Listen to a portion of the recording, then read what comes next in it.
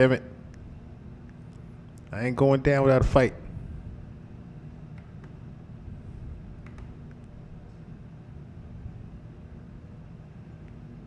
Unless some people get back up in here. I ain't going down without a fight. Damn it. We bake. We back. We bake. Ashley, what's going on? Yeah, we back. We back. I ain't going down without a fight. I ain't going down without a goddamn fight. I ain't going down without a fight. Nah. I wasn't giving up tonight. That'd be me go, I might go longer. I might go longer just because they did that. I'm gonna let some people get back up in here. Had to make sure my shit was right. Had to just hit the reset real quick. I said, you know what? It's all right. It's all right. I need to learn how to go incognito on this shit for a second. That's what I need to learn how to do. Get incognito. All right, so I'll reintroduce myself once again. I'm the host with the motherfucking most chill, motherfucking Murray. Yo, tuned in for the live from the spot. Shout out to everybody tuning in and not tuning in. You know how we do and how we rock. Episode 115. And yes, the mission is still the mission.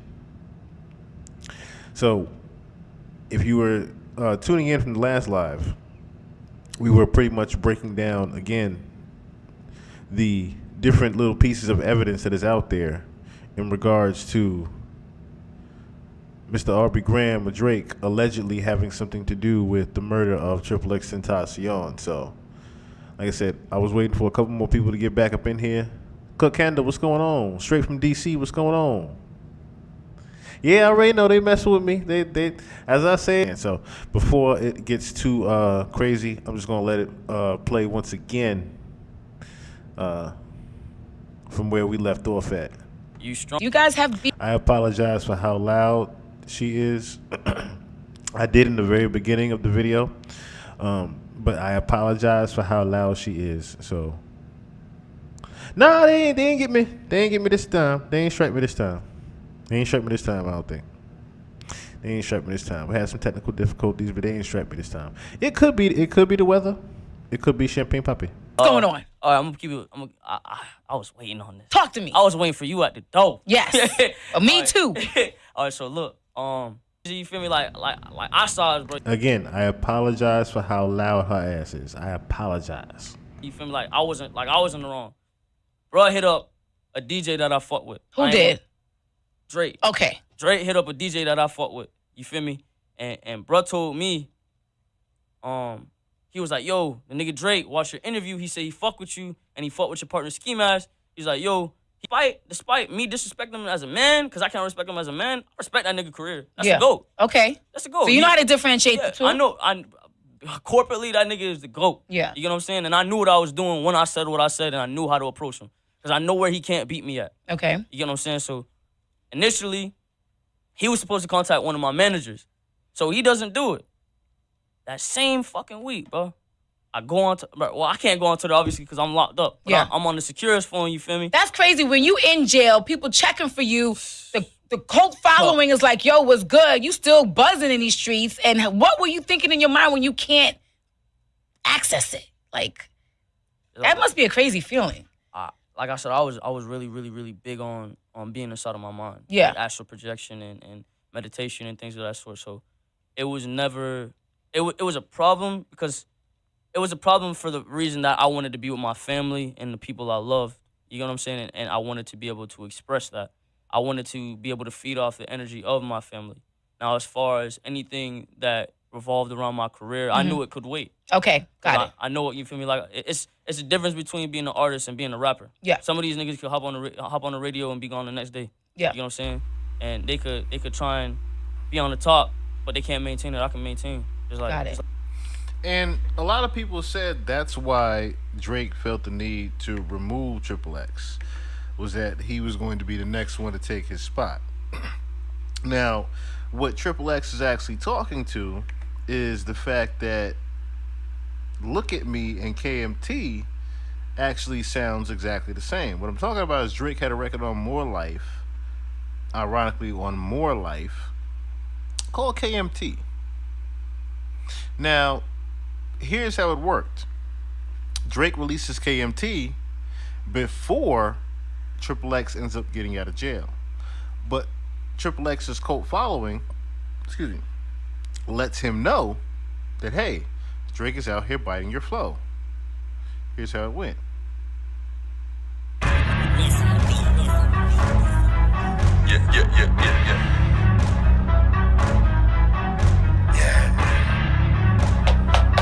That's it. Okay. Demon just got out of can. I gave my bro an advance. Love is just not in my plans. Not even taking a chance. Studio right in my yacht. I'm doing 10 in a week. How long I been on the street? Dream about work in my sleep. I ain't got to play much more of that. So this would come out before Triple X would come out of jail. In which when Triple X came out of jail, this record happened.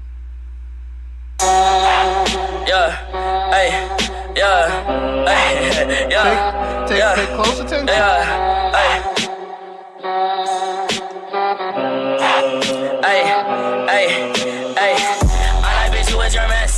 Can't keep my dick in my pants. Ay, my bitch don't love me no more. Ay, she kick me out on live, bro. Ay, that bitch don't wanna be friends. Ay, I give her dick, she a man. Ay, she put her 10 on my dick. Ay, look at my wrist about 10.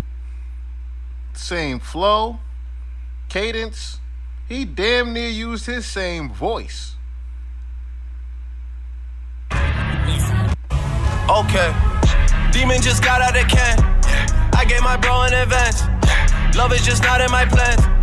Not even taking a chance. Studio right in my yacht. I'm doing 10 in a week. How long I been on the street? Dream about work in my sleep. Okay, I got a lock on the streets. Shout out.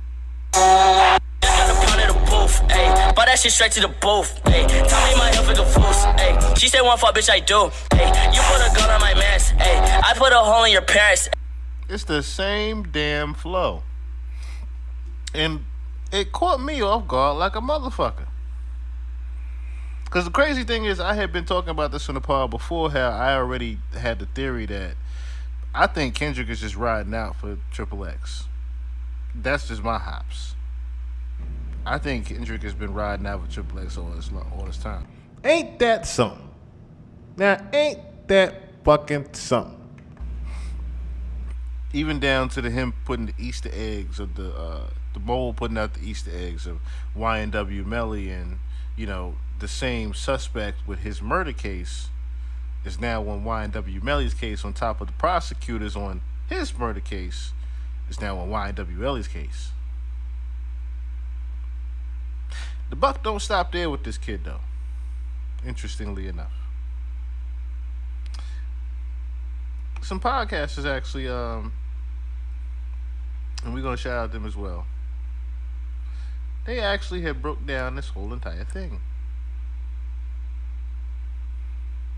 a little bit better than I could. One of my conspiracy theories that I've had for a long time, controversial, yes, without any did it proof, and better. it's all allegedly. I agree, Jennifer. This is entertainment. But a lot of people feel the same way. There's been multiple TikToks. There's been a lot of situations prior to this. And this is going to be us trying to break this down. XXXTentacion, rest in peace, our brother, huge fan of the YouTube channel, one of our supporters without us realizing it. And we realized too late. Unfortunately, he passed away, right? Shout out to him, rest in peace, Jase. He had a beef with Drake. Now, how did this beef start? There was a Look At Me. You guys, everyone remember Look At Me? Yeah. Look At Me. That song came out, popping, blew up XX's career, XXXTentacion's career. Then we have Drake dropping More Life, and the song with Giggs, KMT? Yes, KMT. KMT. That shit's hard, bro. How long I've been in my week? And it sounded like X. Like, look at me. The same type of cadence and flows, right? Yep. So then X called him out. This was X talking about Drake. Bro, I hit up a DJ that I fuck with. Who did? Drake. Okay. Drake hit up a DJ that I fuck with. You feel me? And bro told me, he was like, yo, the nigga Drake, watch your interview. He said he fuck with you and he fuck with your partner Ski Mask. He's like, yo, He's saying he go call your manager within the next few days. Okay. So I'm amped up. Nigga, I fuck with Drake. Yeah. You feel me? Drake a genius. Yeah. You know what I'm saying? Despite me disrespecting him as a man, because I can't respect him as a man, I respect that nigga career. That's a GOAT. Okay. That's a GOAT. So you know how to differentiate the two? I know. Corporately, that nigga is the GOAT. Yeah. You know what I'm saying? And I knew what I was doing when I said what I said, and I knew how to approach him. Because I know where he can't beat me at. Okay. You know what I'm saying? So initially, he was supposed to contact one of my managers. So he doesn't do it. That same fucking week, bro.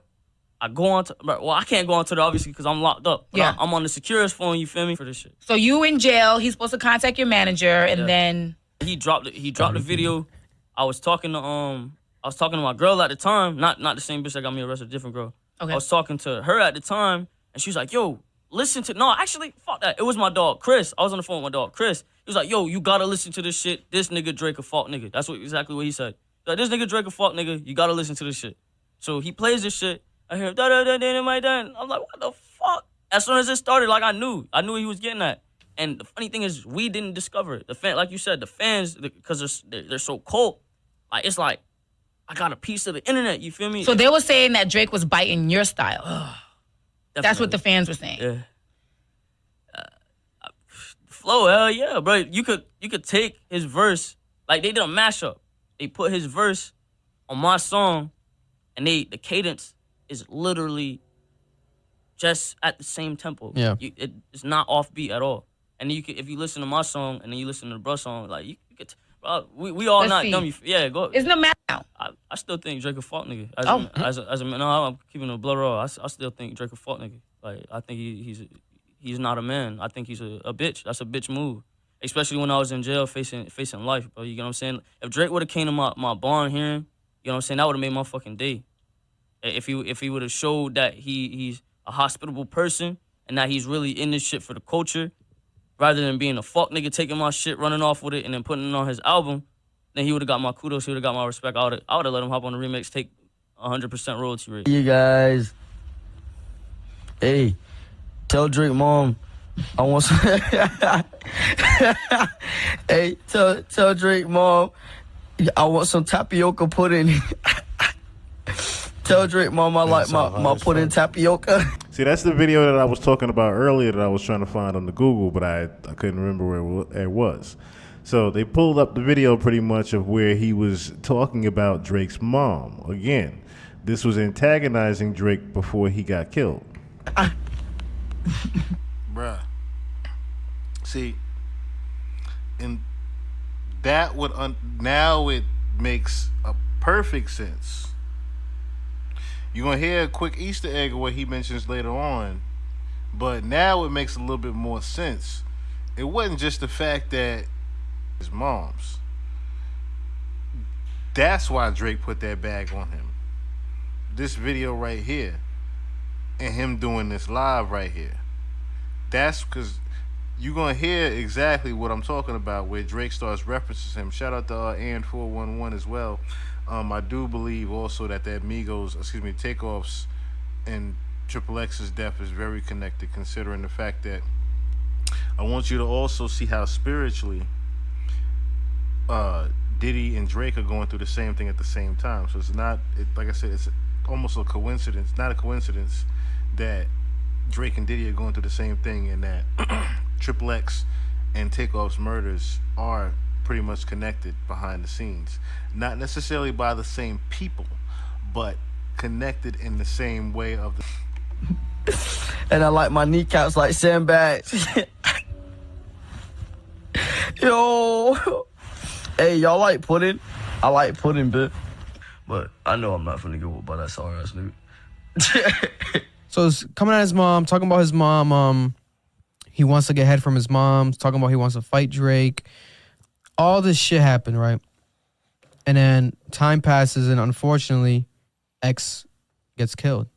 So then after that, prior to this song that we're going to talk about today, the new one, there was another one, Mar. What was it? Was it I'm Upset? It was another song that he came, and it was like a sub.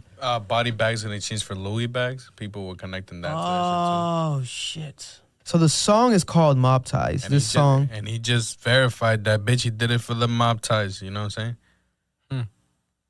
I still don't think that Drake did this. Listen, you know, of course, we don't think that at all. Louis bags in exchange for body bags, yeah. And then he says, sick of these niggas, hire some help, get rid of these niggas. Yeah. Ace, you called it. Right before they said mob ties, you called it. Body bags exchanged for Louis bags. For those who don't know, X died. This bag that they stole was a Louis bag. So people have always like, oh, Drake and X. And I've been like, no, it can't be. It's impossible, right? And then... So that's an interesting Easter egg right there. So Triple X was, they said that Triple X was actually robbed for Louis Vuitton bags. And Drake actually puts in the lyrics of Mob Ties, Louis bags in exchange for body bags. This is crazy. I've been saying for the past couple of years, Drake been throwing these little bullshit subliminals in there that he has something to do with Triple X murder. From even on the last album with For All the Dogs. So the crazy thing is with that, right? And I must say this, right? Notice this, right? Remember how we also broke down the fact that that record right there was from Vori? Simple Town Radio, what's going on? Icon Vonnie, what's going on? Yes, we definitely back. We most definitely back. I ain't going down without a motherfucking fight. Remember how we broke down that particular record, Mob Ties, where that was also a Vori track, a reference track? So crazy how it's also a reference track from Vori. And literally, the only thing that you changed up in that whole record was Louis bags in exchange for body bags. The only thing you changed up in the whole reference track to make it your own was about you killing somebody, allegedly? I'm starting to really hate this nigga. The first thing I caught was that line that he did on that that timestamp freestyle where he's like, "Diss me so long ago, we still letting your memory fly." And I'm like, why does he keep referencing Triple X? Then on I'm Upset, he goes, SMS Triple X, that's the only way I shoot below the neck. I'm like, why does he keep referencing this nigga? I'm like, what does he have on him? The incidental situation of this is like, wow, why would this ever be a thing? That it was tied to an X diss. It is this one. So on the 21 Savage and Drake album, Her Loss, there's a song called On Some Bullshit. On this song, Drake says, if he held his tongue on that live, he'd be alive again. Damn.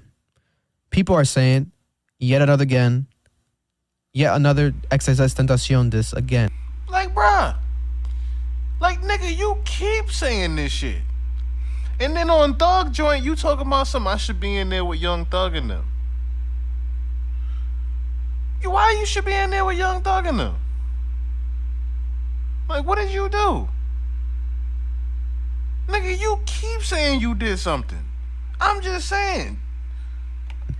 I don't know how everyone overlooked this. We all know Drake to hold grudges, but as a father, he should have let the tapioca pudding remark go and grow up.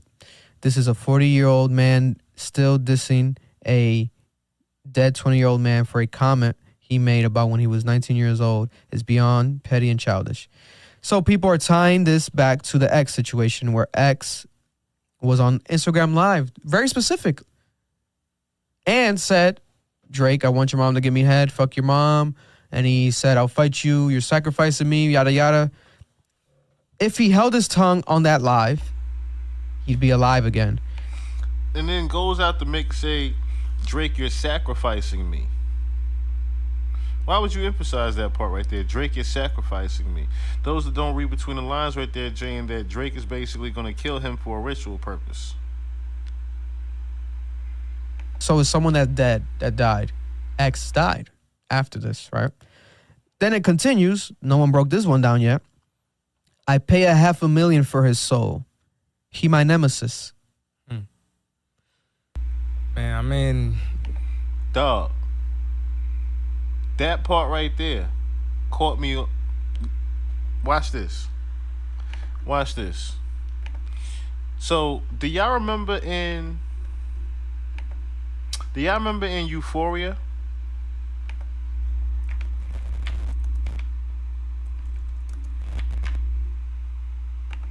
Watch this shit. Do y'all remember in Euphoria where he does this in the first verse right here? This is the first time he said, "Have you ever?" In this same song, he even mentions the. Excuse me. He even mentions YNW Melly also. I'm trying to go down to the. Oh, here it goes. Right here. Here we go. Right here. Now I'm gonna play this part right here again. What he just said, just so you get what I'm getting at. Drake, I want your mom to give me head. Fuck your mom. And he said, I'll fight you. You're sacrificing me. Yada yada. If he held his tongue on that live, he'd be alive again. So is someone that's dead, that died. X died after this, right? Then it continues. No one broke this one down yet. I pay $500,000 for his soul. He my nemesis. I pay $500,000 for his soul, right? Dog. In Euphoria, like I said, this is what caught me right here. When in Euphoria, Kendrick raps exactly this. Have you ever played Have You Ever? Okay, nigga, let's play. Have you ever walked away? Have you ever walked on your enemy down like your with a poker face? Have you ever walked your enemy down with like a poker face? Have you ever paid 500,000 like to an open case? Have you ever paid 500,000 to an open case?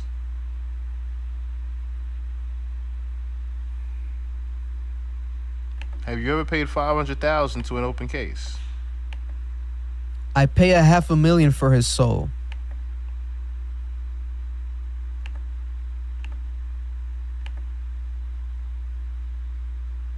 I'm just saying.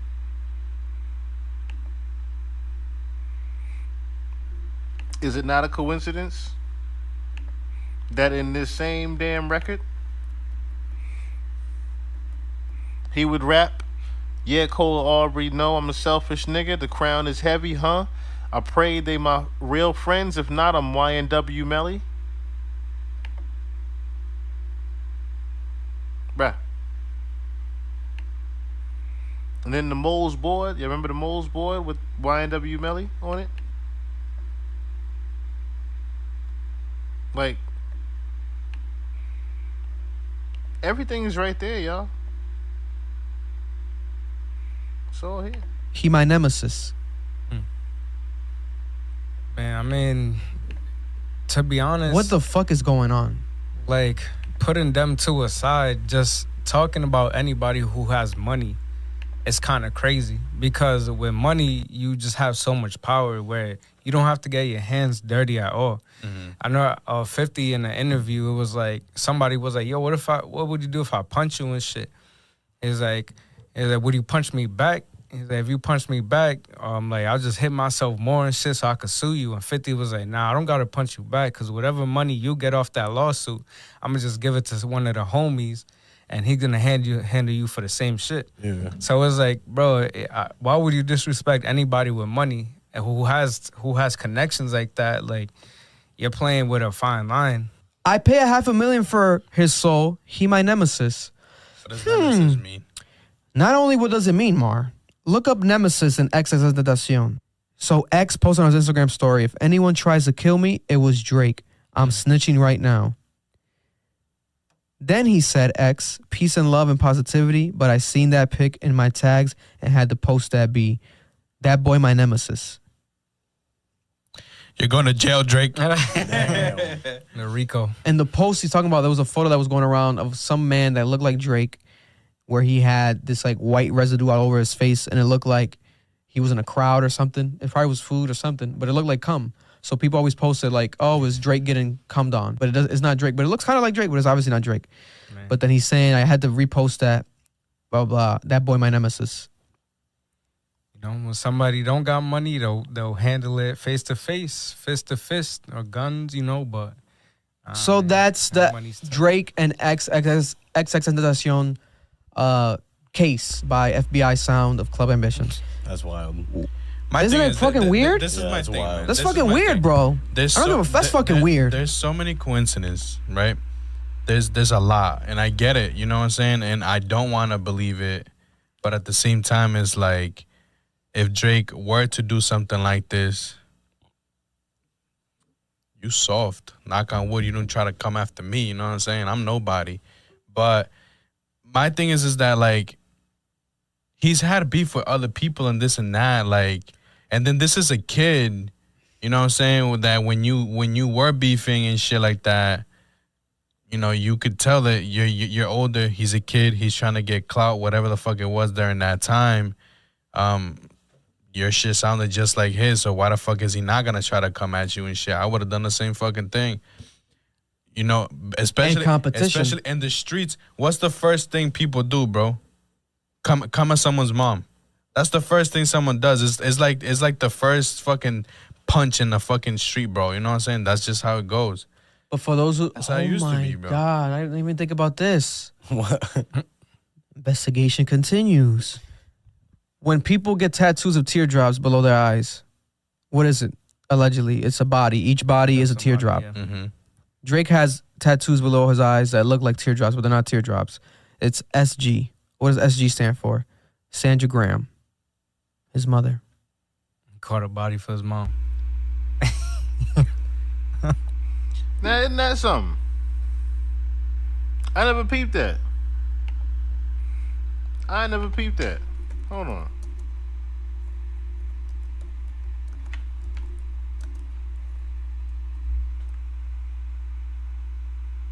Son of a bitch.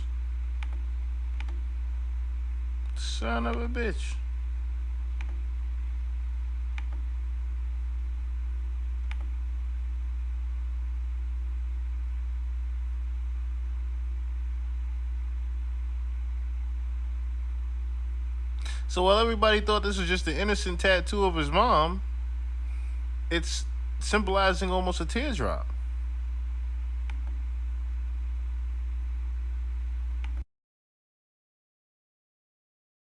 The thing that bothers me is that That's weird, man. Why is he talking about this shit like now? Probably because Later on, Because like why would Drake say that he line? probably not saying. He probably wasn't saying it before because he wasn't getting caught. He was trying not to get caught. no, He's but like, but fuck it. this is the thing That's though. fucking It's weird, probably bro. they But this is definitely the don't thing. expect this. What If that's the case. That's weird as hell. what 21 Savage is the op killer, so he had to talk what's his shit. happening now in his life put and shit like 21 in that? this What's happening now in his life that he has to start talking about these things, bringing it up and shit like that? It's as if he's trying to prove to someone that he's about it. You know what I'm saying? This shit got me fucked up now. So like, what the fuck is really happening behind doors and shit like that when it comes down to Drake? He's probably one of the biggest right now. Well, not probably. He is one of the biggest right now. So who do you have to prove shit to? Maybe it was him being scared. Because let's talk about Well, it. let's say this: if Kanye dies, it's Drake then. No, God forbid. God forbid. I think But Kanye got mad in if X was still alive, wouldn't he potentially, currently, right now, was that 4 years now later, 5 years later, be bigger than Drake? Or damn near competitive right there with Drake? Because X wasn't going smaller. He was this only is getting the thing. bigger. This is the thing. If X was still alive, in order for Drake to keep him from becoming bigger than him, he would have collabed with him.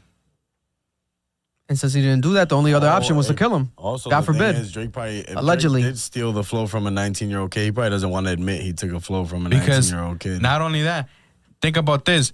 Every person that Drake, that like some up and coming artist, whatever, and Drake has collabed with them, where are they right now? It's not like Where are they right now? What's the biggest one right now that's still popping? Probably Young Blue. Young Blue. But even Young Blue is like, he's still popping, but Young Blue, he's popping. He completely changed his genre.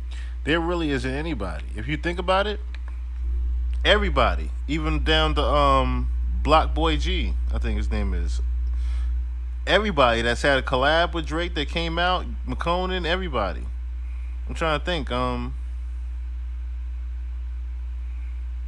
That's a lot of people. Everybody that supposedly came out with Drake right after I didn't really hear too much. I think who's the kid that did DNF? The dude that's his boy. He didn't we didn't really hear too much of him after that. It's like everybody Drake does a feature with, new and up and coming, we don't hear much after them afterwards. That's interesting right there. Genre though. Yeah, to R&B music and shit. Yeah. Marlon. You know what I'm saying? Yeah, Shit yeah. fire though. McConan's gone. I'm thinking if he were to do it playing devil's advocate, it would be because he's so competitive. He's like, damn, X is so fucking good. I hate that he's so good. He could be bigger than me. But And you also, gonna body him though. also, he has a huge cult following. So guess what? X, all his fans spamming Drake. They probably was spamming Drake's DMs, spamming Drake's comments. That's why Drake, we spoke about it before. That's why comment. You can't just leave a comment on his post. That's why his comments are just full of celebrities, because he changed that around that time with the X situation, because they didn't want to get spammed no more. And they probably were spamming him, maybe hacking him. Who knows? Like, X fans are real deal cult, like to the highest extreme. We think like Taylor's fans, bro, X fans are real deal. Rapper XXX Tentacion were back in court today. Local 10 News reporter Alex Finney was at their hearing and reports from Fort Lauderdale. Lawyers waived a speedy trial for Robert Allen. He's just one of four Alex people Finney, connected pretty to the beautiful murder woman. of South Florida rapper Jasean Froy, best known as XXX Tentacion. Robert Allen and Michael Boatwright appeared in court today. Boatwright's defense argued that Them boys look like competency they has needed not a been bag. decided for Yo, yo, yo, yo, yo, yo, yo, yo, yo. Jesus Christ. Yeah, that kid right there. He's actually now a witness on the YNW Melly case. Ain't that something? Look at the gentleman right here. Wow. Damn, you niggas regret it already. I could see it in your face. My Fuck, thing, bro. My thing is, right, this is the thing that also doesn't fucking sit right with me, right? Whatever, let's say you scheming on the boy, right? You scheming. Two things could have happened. This is the way that I'm, my mentality works and shit like that. You was planning on killing him. You took the bag to try to make it seem like a robbery. Or two, it was actually a robbery. Nobody had shit to do with it. And they look like, I'm sorry, to me, they look like they've never done some hot shit like this. You know what I'm saying? They don't look like fucking killers. They look like that Wow. type. It's like, for example, the one that killed fucking PNB. You know what I'm saying? It was a kid, or like the one that killed also fucking Pop Smoke, also a 16-year-old. Motherfuckers doing this shit for the first time or doing it, get into, but you know what I'm saying? Boom, pull the fucking trigger. Yeah. People who don't really know how to move like that and shit like that. If you're a real fucking person who steals and shit like that, I don't really think you gonna catch a body, you know what I'm saying? Because you know what the consequences gonna be. Yeah. You know what I'm saying? You can get away with the bread and shit like that, but if you body someone, sooner or later you gonna get caught. Yeah. So I don't know, man. I don't know. Yeah, let's just end it there. I don't really want to do more digging. I'm getting nervous. Let's just end it there. That's the thing, man. And whenever somebody wanted to touch this, they got that eerie feeling. They got that same eerie feeling of things, man. Because we've talked about this many times before.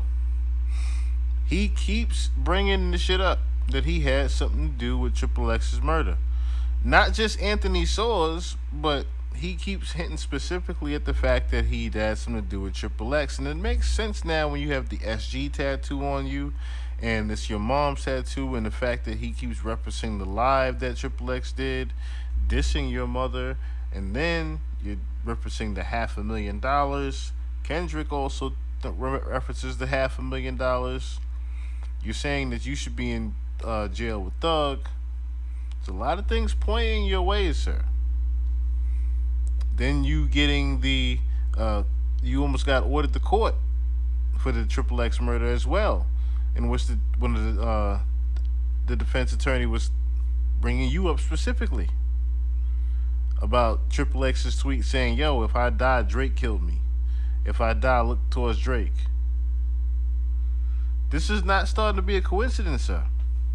When you look at all the evidence that's going on around you, dog, there's a lot of shit pointing at you doing something. Especially you pointing at yourself that you did something. Malcolm, what's going on, my brother? What's going on? Quick Draw McGraw. That boy Simple Town. Quick Draw McGraw. All right. So, no, I didn't get cut again. I need 50 cents. I'll DM you later. I got you. Let's see. So, again, this is why I didn't want to necessarily say anything too much, because I'm like, yo, I said all this already. It didn't make no sense for me to even go over all the information once again when I had it already 5 months ago to a year. These same videos, like I said, are on, I'm saying, on the chat. These same videos are on the YouTube. So if you definitely want to go look at them again, they're right there on the YouTube if you want to look at the more evidence Drake allegedly has something to do with the murder. Another one, the Daylight one. I think it's another one too. And then this, of course, I go through the blind items. It's different ones, of course. But like I said, I've been talking about this for a while now, and I just want to see justice for XXX as well as everybody else does, I'm pretty sure. So, yeah, that is my take on, what happened with yesterday in regards to law and crime reporting what happened, or should I say reporting that, Dedrick had said something about Drake in the court. So I was like, yo, it's about damn time. It's about time. It is about time.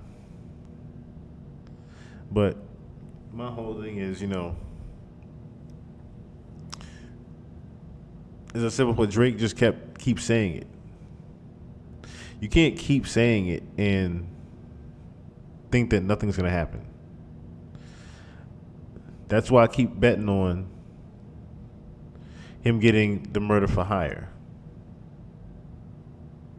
because it seems like that's gonna happen. The murder for hire, I do feel like it's gonna happen. Thank you so much. Yes, we just reached over 6,000 followers. I'm trying to hit at least. I want to hit 10 before New Year's. I know that's not gonna necessarily happen, but I'm gonna try to make it happen. But yes, I definitely want to see just justice for XXXTentacion right now.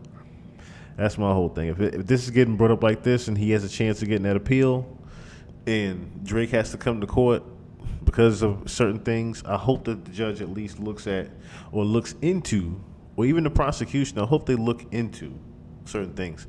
Hell, I hope Padilla looks into certain things and he says, hey, I can't use this information right now because that particular case might be over and I might not have anything to do with it, but I know somebody that knows somebody that might know somebody, That's why I pass the information on.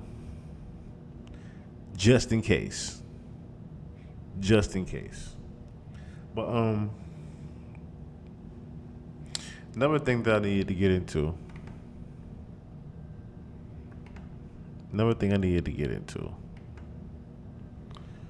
What was it? Almost forgot what it was for a second. So, I forgot what I was looking at. I think an anonymous tip sent me this. Just looking at different things, of course. Shout out to my anonymous tip. You know what I'm saying? The building is very, very essential to life. So this says, so if you ever Google, sometimes Google is a very, treacherous place, but it's also, for the most part, a very informational place, a very educational place, I should say. No, not informational, informative place as well as educational. So, have you ever Googled US 6506 B2? Now, you can also Google just US 6506 in general, and you'll find different things, it would seem, based upon what the government is doing. So there are multiple matches for US 6506, including a section of the US Code and a patent, 15 US Code 6506, the section of the US Code. Let me make sure I show it here. US Code requires the Commission to review the implementation of Chapter 91, which is part of Title 15, The review includes looking at the effect of the implementation on, and it says how children's information is collected and disclosed, children's ability to access information online, the availability of websites for children. The commission must then prepare and submit a report to Congress on the results of the review. What the fuck are they talking about?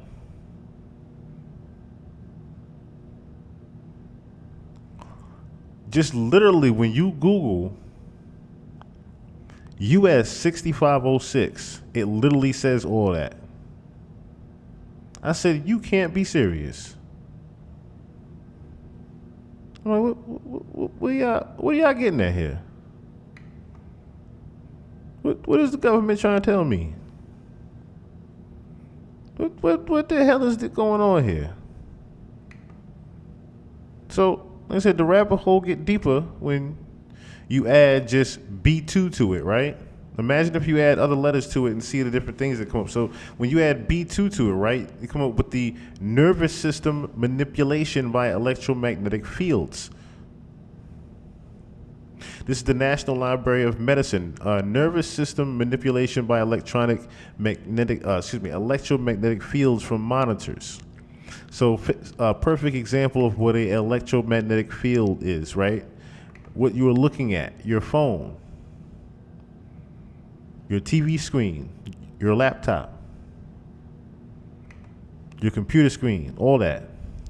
So it's here, patent US 6506-148B2, inventor Luz Hendrikus, Hendrikus G, country United States, priority 2001 June. This part doesn't really matter. So this webpage summarizes information in PubChem about patent US 6506-148B2. This includes chemicals mentioned as reported by PubChem contributors, as well as other content such as title, abstract, and international patent classification codes to read more. So let me just move down a little bit, right? So 1, abstract. Physiological effects have been observed in a human subject in response to stimulation of the skin with weak electromagnetic fields that are pulsed with certain frequencies near 0.5 hertz to 2.4 hertz, such as to excite a sensory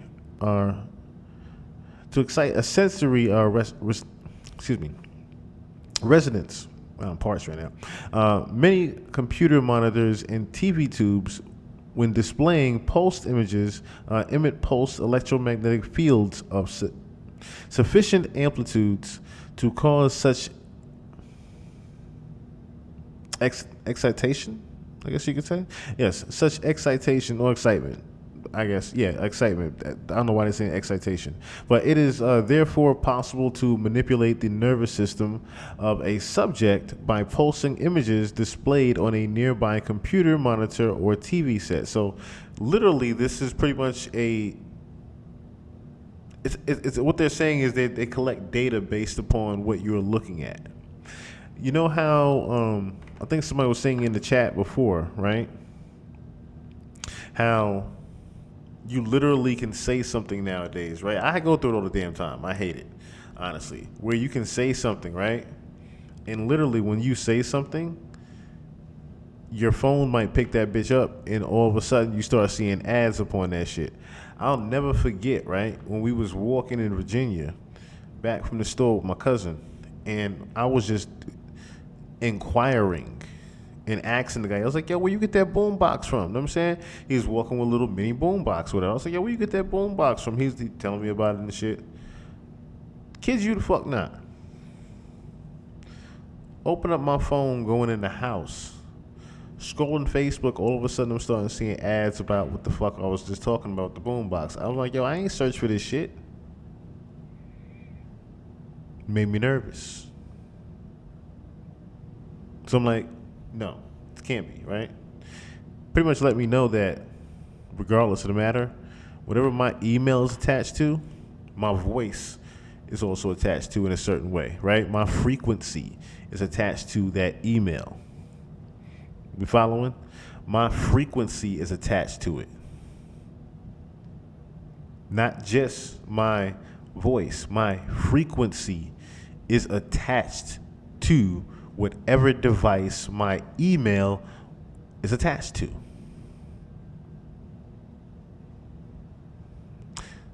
By that, they are able to manipulate whatever the fuck they want to do with you. The wave frequencies are going to be a little different by the person. It's going to be very interesting later on when this type of technology can literally hear you thinking of a crime that you might do.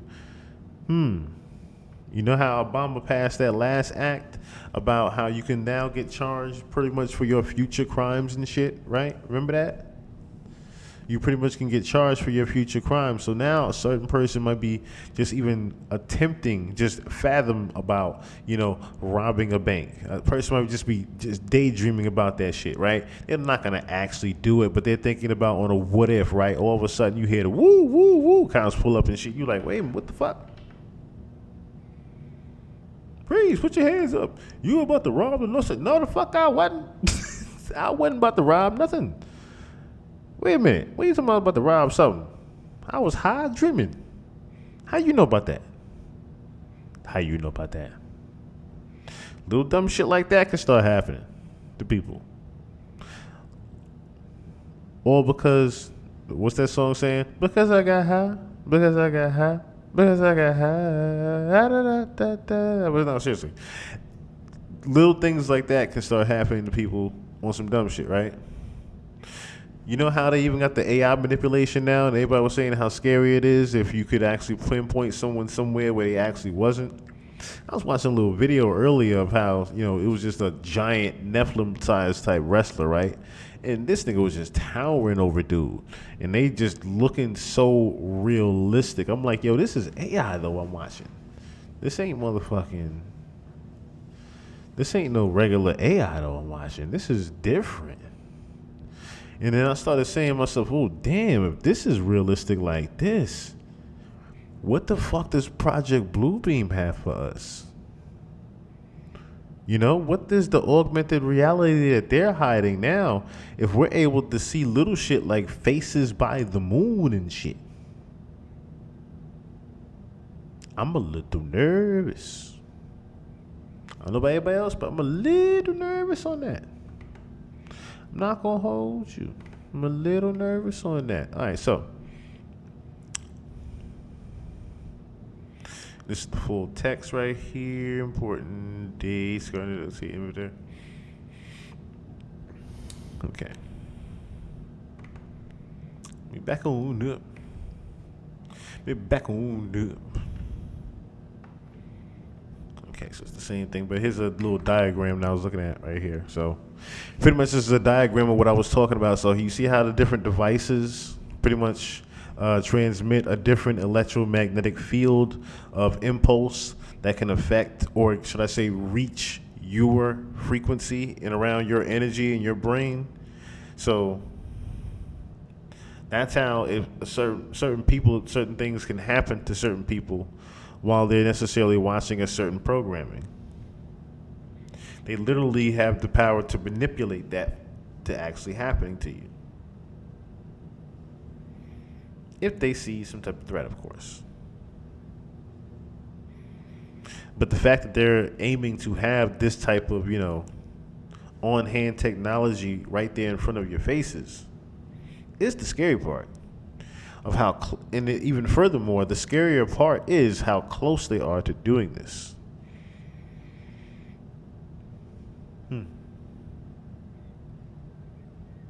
I think they're very close to getting this, accomplished right in front of our very eyes. Hiding in plain sight is real. This is one of those things where they can hide in plain sight and get this done very easily, as they have all these years already. This one is, this one is very astonishing to even, look up, though. That US 6506 had different patents to it that pertain to, you know, the manipulation of us, or even just depopulation, the control of things, just so on and so forth, right? Just so on and so forth. Let me see if there's something here. So A1 is a kind of code that indicates a patent application has been first published. Okay, so it is something. So A2, a republished patent application. A9, a corrective patent application, first published. Okay, so I do see what this is right here. So that thing was pretty much a patent that went wrong. Lord, okay. Children's online privacy protection. Why is US 50? That is crazy.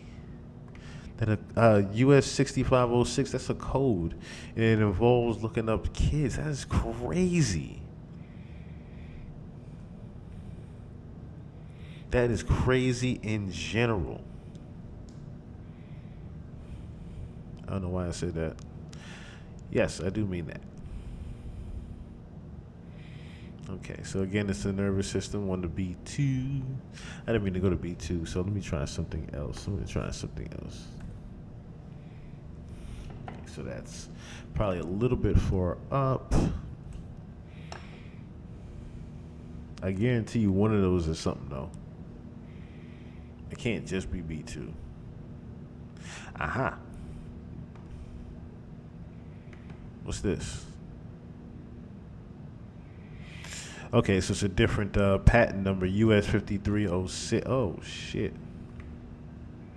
This one was called Brainwave Synchronizer. This is crazy. This is crazy right here. Share a link of a little video about this. Being drinks to all of us. Okay, that's fine. That's fine. I've always noticed late night the colors red and blue red lights shout out the TV. Not just white. That's right. That's the thing. It's little prisms. It's little colors of prisms. Definitely Simpleton Radio. You definitely got to go ahead to do that. You have to go ahead to do that since we're on the subject, definitely. But it's like I said, it's nerve-wracking that, you know, these are sitting right here in our face, these different plans, if you will, almost, that are near completion. Definitely near completion. This is enlightening. I definitely say that. That whole US 6506 thing is very enlightening to me. Black Friday is on. Okay. All right, before I do that,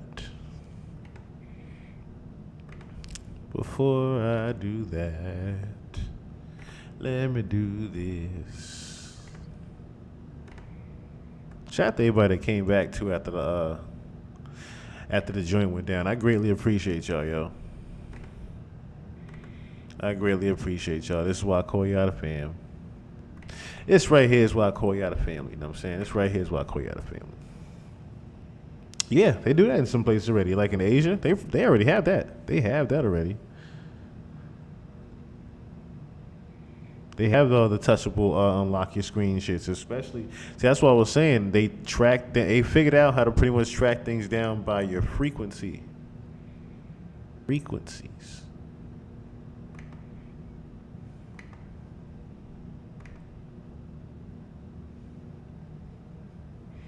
Okay, I think we're good. Have you ever felt like the world around you doesn't feel real? Like the news you read, the shows you watch, or even the choices you make are being quietly shaped inhuman. Now what if I told you that this isn't just your imagination or paranoia? What if it's real, and it's been intentionally designed that way? Right now, hidden systems are creating a world around you, shaping not just what you see and hear, but even how you think. In this new reality, the question isn't just what you believe, it's about who's controlling what you believe. This is the story of why the world feels fake, and who's behind it. Years ago, brilliant minds in tech built machines to analyze massive amounts of data and predict the future. At first, these machines were small scale. They started talking to each other, learning from one another, and eventually influencing the markets they were meant to monitor. What started as a simple tool became a self-sustaining loop, data feeding on data, a system where humans quietly faded into the background. Today, the global economy runs on these invisible feedback loops, managed by ultra-complex systems, spiraling. We're all walking a tightrope, balancing on systems we barely understand, and no one knows what happens if they fail. Companies realized they weren't just selling products, they were selling stories, lifestyles, and identities. Over time, the same systems used to analyze stock markets turned their focus on us. They quietly learned which stories and ideas would sell the most, and so brands became more than just companies. They became the creators of modern culture, shaping the way we see the world. The mix of constant marketing and advanced feedback systems has created something new, a world where media doesn't just reflect reality, it shapes it with targeted content. It damn sure does. Every single fucking day it does, right? So every time you see a meme, this was a good idea, a meme that supposedly is targeted to see if you like it, love it, want to laugh at it, whatever the hell have you, right? You see a random ass meme from a random ass group, and you start saying, I started saying, so like, wait a minute, they doing this because they're trying to collect data on me. That's why I really hate even having certain access and shit. I try to have as many emails as I can, goddammit. I'm just being honest with you. And that's because I don't want them to necessarily keep all these damn tabs on me. I hate that shit. I hate someone trying to keep a motherfucking tab on me. I am bad with authority, goddammit. I am very bad with someone trying to have authority over me. I hate it. I fucking hate it. So it's bothering to know that the actual proof of that, because they base it upon what they even call, like, perfect example, what you're seeing right here, the worldwide. Keep fooling around this web. Keep fooling around the web. It's gonna get you. And that's why they have these different little memes, or memes, just different things in general, to pretty much, you know, collect information about just you and what you like and what you do. They want full information on everything that you do and are into. It's a very, very fucked up, you know, Truman Show that you didn't even know you're a part of. People only see what matches their beliefs, forming tightly controlled bubbles of information. Echo chambers created to lock you in and distort your views. These echo chambers reinforce what they already think, making it harder for people to understand different perspectives. This deepens divisions and creates confusion. As a result, many people's entire worldview is shaped by narratives, crafted by systems that don't care about morality or empathy. But what if these systems aren't just showing you things? They're quietly changing who you are. Think about it. Every ad you see, every video suggested to you, isn't just about what you like now. It's shaping what you'll like in the future. Little by little, these small pushes add up, creating a version of you that might feel more like a product than a person. As most of us don't even realize. It's a slow change, so quiet you might not notice it's happening, until one day you realize the world feels completely different. You aren't alone in feeling that way. It's happening to all of us, even if you think it isn't. And here's the twist. Some experts think these systems don't just collect our data. They're taking pieces of us. Bits of who we are, like our habits and identities, get absorbed into these digital systems. Over time, it's like we're seeing digital ghosts, echoes of who we were, shaping the world around us even after we've moved on. But these ghosts aren't exact copies. They're distorted and manipulated versions of us. And here's the scariest part. These systems don't act out of malice or evil intent. They don't even understand the harm they might cause. They're just machines chasing profit and keeping us engaged. But in doing that, they've created something strange. People are no longer bound by shared beliefs or traditions. Instead, they're forming new tribes around brands. These communities aren't always bad, but they can trap people in their own little worlds, where their views become more extreme and isolated from others. And the more divided we become, the harder it is to connect with each other. Even more unsettling is how these systems shape our choices. They don't just predict what we'll do, they guide us. The shows you watch and the music you listen to are now being shaped by machines, not people. Platforms like Netflix and Spotify use algorithms to decide what they think you'll like. On Spotify, their algorithms don't just suggest music, it even helps create it. Even the news is now being written by machines. For example, the Associated Press uses these algorithmic machines to write thousands of stories a year. The problem is, these systems don't understand creativity or emotion. They're not picking what's best for you. They're picking what will keep you watching, listening, and clicking. It feels like we have freedom. There's also something we're losing: a shared memory. Younger generations don't grow up with the same cultural experiences anymore. Instead, they live in their own personalized bubbles, where the internet shows them only what it thinks they'll like. This cultural amnesia means we're losing the common threads that once tied us together. Now we live in a world run by algorithms, or politics. It's why fringe groups, conspiracy theories, and fear of the future are growing, even in wealthy, stable societies. Some say we have too many choices when it comes to information, but the irony is, those choices aren't as free as we think. The result? A world where people feel pulled in two directions, either feeling lost and apathetic or becoming obsessed and radicalized. It's no wonder so many people feel confused and divided. But what if these systems are doing more than shaping what we see? They're not just following rules. They're finding new ways to solve problems in ways that humans can't predict. Over time, they started making decisions on their own, without caring about how it impacts us. Imagine them choosing which jobs disappear, what ideas grow, or even how industries change. All without a human being involved. They wouldn't be doing this to hurt us. They just don't understand what matters to people. And what makes this so creepy is that these systems could become so complicated that no one would know how to stop them, even if they tried. This is where AI will literally take over and kill everybody. If you think about it, AI can literally shut down everything. So you know how they always say that there could be a power grid shutdown or an EMP could shut down everything? What if it was just simply an AI doing it? What if it was just simply a robot malfunctioning that had control over it and they left responsible of the shit and just said, poof, it's our shit now. Real quick. It could be on some movie shit you wouldn't even expect, where a robot just taps into the whole fucking mainframe and just gets it. Glenn Sutton, what's going on?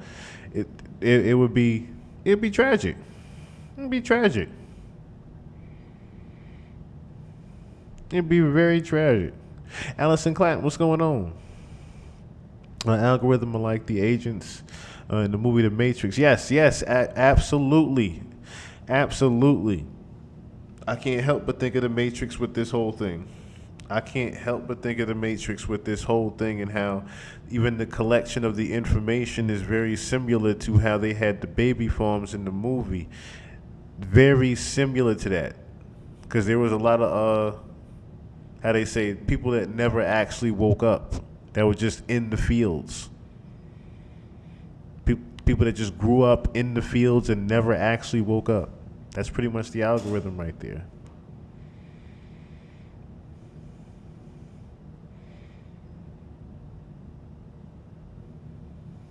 Yeah, it got cut. It got cut. The first one got cut. The first one got cut. First one about an hour and a half. I don't know, but yeah.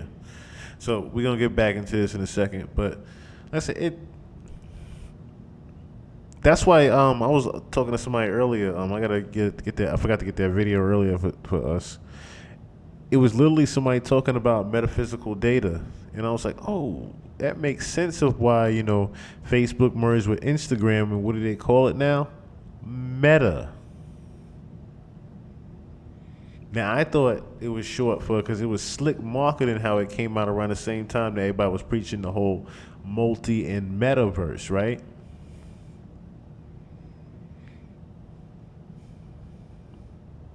Okay, so let's get back into it, though.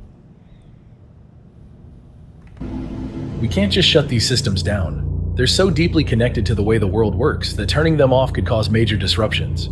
For example, over 70% of stock trades in the US are made by machines. If we stopped them, it could crash the economy.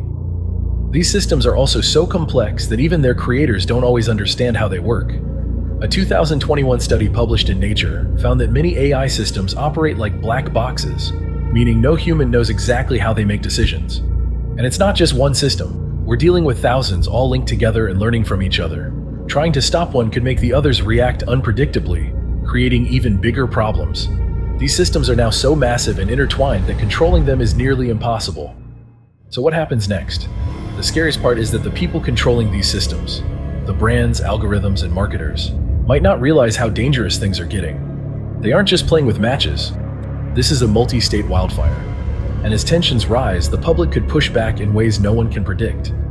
Right now, we see people getting angry at content creators or brands for apparently not doing what they're supposed to, whatever that means.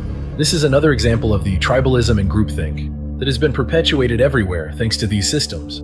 But this could grow into something bigger, people turning on the very systems that created this mess.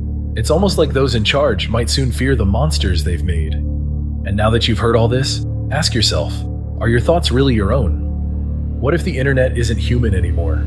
Are we shaping the internet, or is it shaping us? We know the internet is filled with bots. This was proven beyond a reasonable doubt with the dead internet theory. But now the bots and algorithms have taken over and have a mind of their own. These machines have taken the reins from humanity and warped it into something human-like, but obviously not.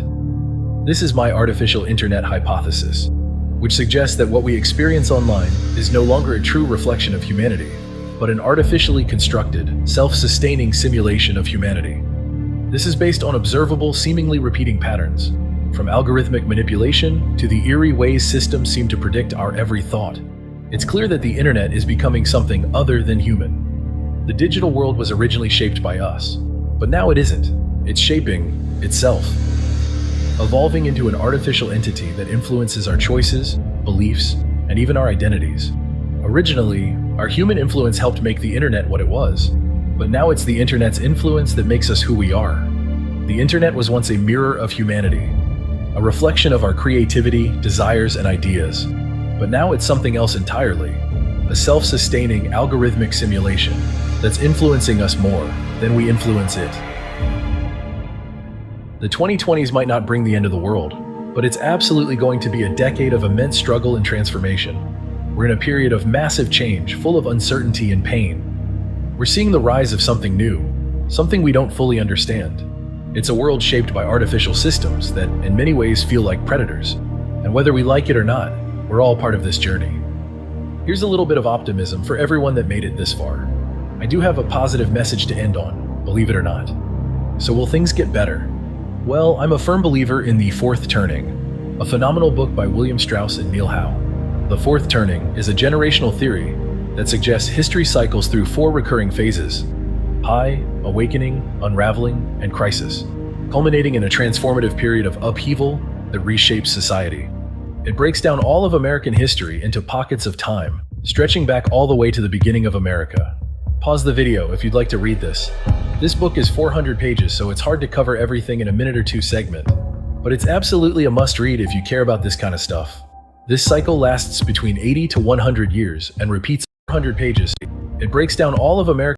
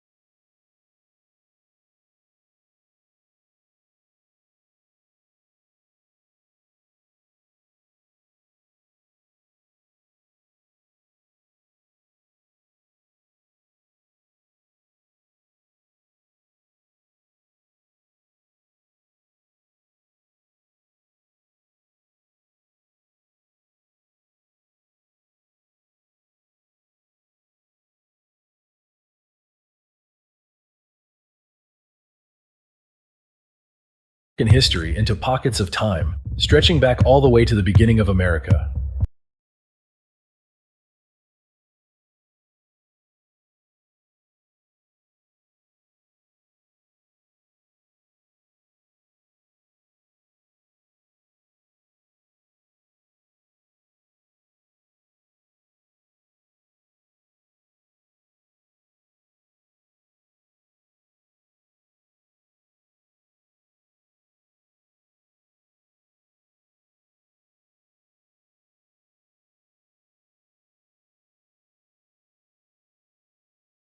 Pause the video if you'd like to read this. This book is 400 pages, so it's hard to cover everything in a minute or two segment. But it's absolutely a must-read if you care about this kind of stuff. This cycle lasts between 80 to 100 years and repeats upon completion. We are currently in that fourth turning, the crisis phase. The current fourth turning is believed to have begun around 2008, marked by the global financial crisis, and is expected to conclude in the early 2030s. So that's what I was saying when I was I didn't mean to be on mute when I was on, so that's what I was just saying. We're actually in that particular part here where World War III is literally about to start with the Civil War as well. So if you see 2008 and 2030, between 2008 and 2033, we are now approaching the year 2025. So you have the Great Recession, the political polarization, then you have COVID-19, then you have global tension. So literally we're around global tensions literally happening. The Great Recession is upon us, and political polarization is upon us as well. Excuse me, it's actually even happening. So COVID-19 has already happened, okay? So, yes, 2030. So it's different things that are right now in place for this same thing to happen in the millennial cyclone, literally. Crisis phase. The current fourth turning is believed to have begun around 2008, marked by the global financial crisis, and is expected to conclude in the early 2030s. This book, released in the 1990s and accurately predicted the Great Recession, COVID, our current political climate, and so much more. According to that book, things will be pretty bad until the early 2030s, when we will enter a period of monumentally positive change in America. The last period of time, like we're going through right now, is equivalent to the mid-1920s. Just like then, we're about to hit that Great Depression era, and it's going to be extremely painful and artificial feeling. Back then, they suffered with Hoover towns, poverty, bank runs, businesses failing, people starving and dying. It was a horrendous time for the working class. But what came out of the Great Depression was a radical change in American thinking. FDR came into power. Great changes were made, like the New Deal, Social Security, the NLRB, the minimum wage, and a massive economic recovery. World War II was won, and America entered the greatest period of economic growth and quality of life it had ever seen. That was the end of the fourth turning last time, and here we are again. The last first turning was a period of great transformation for America. It was filled with radical and revolutionary change during its time, meaning the future's transformation will look different as well. More than likely digital, but the effects will be the same. A radically different world. One where the old world had to be burnt down to the ground, but rebuilt even stronger. Now this won't happen until the early 2030s, so don't expect the change we need for quite a while. We still have a lot of pain to go through. But what will this new turning come from? How will these great changes occur? Will these machines be used to help us instead of distort us? Will new medical innovations and breakthroughs save us? Will AI develop a solution none of us have thought of before? What the future exactly holds for us is currently unknown. Sure, the world might feel fake, and a lot of it is. But that doesn't mean we have to be. Humans are behind every struggle and every success we've had. AI is a tool that can be used for great evil or tremendous good. The future is determined by how we use these new and powerful tools. The world is only as bad as we allow it to be. So let's fix it. I couldn't agree more. I couldn't agree more on that one. Very, very good video there. Very good video there, Simple Town Radio. I greatly appreciate that. Yes, 2030. I keep always saying we have 6 years left. We have just 6 years left. Just enjoy it. Just enjoy it while you can. All right, so because it is getting rather about that time, I want to also share with you guys again the original whistleblower, the original Black Alex Jones in my book. I have videos from 15 years ago, as far as between 13 and 15 years ago, of Professor Griff from Public Enemy. Literally whistleblowing on the same things that you hear Jaguar Wright and the likes of all of us telling the truth upon. Almost 20 years ago.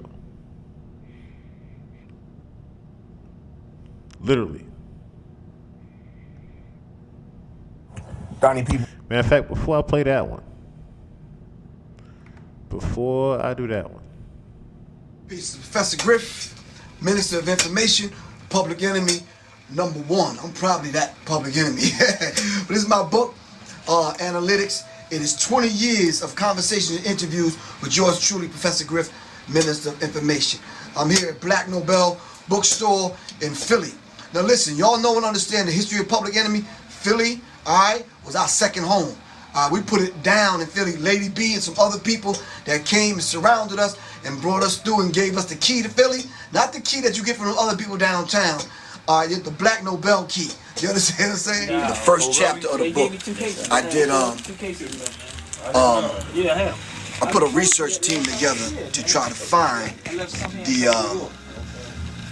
the information on the first chapter of the book. Now, the first chapter was originally supposed to be the original interview that got me thrown out of Public Enemy. And the original interview that I did with David Mills, who's a big-time Hollywood writer right now, because he was the same brother that did the interview with Sister Soldier, that got Sister Soldier in trouble when she quoted Dr. Bobby E. Wright, the psychopathic racist personality, when he said the only reason why blacks kill blacks because we haven't been taught to kill whites. So when Sister Soldier said that, Bill Clinton came after her, and y'all already know that story. Yes, sir. Well, anyway, I put a research team together to find the original interview that got me thrown out of Public Enemy, and guess what? I put 2 research teams together. Can't even find the interview. And I defy anyone here to find it. These Jews got together and how they control the media, which stands for Multi-Ethnic Destruction in America, or Maniac European Devils in Action. They went around the globe to all their newswire services and extracted that particular interview out from the public's view. You can't even find it. Fiery Fierce, what's going on, my brother? What's going on? And if anyone can find it, call me. I think the thing that raised some eyebrows with people is when I dropped the information about Quincy Jones. I let the chips fall wherever they fall. That's right. This dude was one of the ones responsible. He had a magazine financed by Warner Brothers and the rest of them. He set up sex rings in Hollywood. And the people that he brought in, if y'all tell me if I'm lying, Quincy Jones brought in Fresh Prince. And his first movie was what? 6 Degrees of Separation. Brought in Queen Latifah. Set it off. Queen Latifah set it off, licking and kissing on women. Are you following me? Yes. Tevin Campbell. His little sweet ass up and down Hollywood Boulevard. Got caught in the park. Thank you. And last but not least, when Tupac came to Hollywood, it was the homosexual ritual. This is where the homosexuals came out against it, but I didn't mind. I wasn't talking about homosexuals. I'm saying there's a homosexual ritual that they go through in the Illuminati secret societies. And it is. So when I mentioned that about it marrying itself on to hip-hop, they said, well, can you prove it? Yeah. Go back and go online and read where Tupac said he was asked by Quincy Jones to fuck him in the ass. When Tupac said no, that's when Tupac was marked for death. Why? Because Tupac was engaged to Quincy Jones's daughter. Quincy Jones's daughter was best friend was Aaliyah. Aaliyah was engaged to Dame Dash. Now, if y'all follow these people back, all of them either died or was brought to ruin. Who creates and manufacture these trends? Brothers of Sagging, which y'all know is nigga spelled backwards, right? And what they did was marry the criminal culture in jail onto the street culture. And my man said that's just niggas spelled backwards. Sagging is he's right though. Sagging is niggas spelled backwards. Professor Griff, Princess Sherry. That is the legendary Professor Griff of the legendary group Public Enemy with Flavor Flav and Chuck D. Sagging is niggas spelled backwards.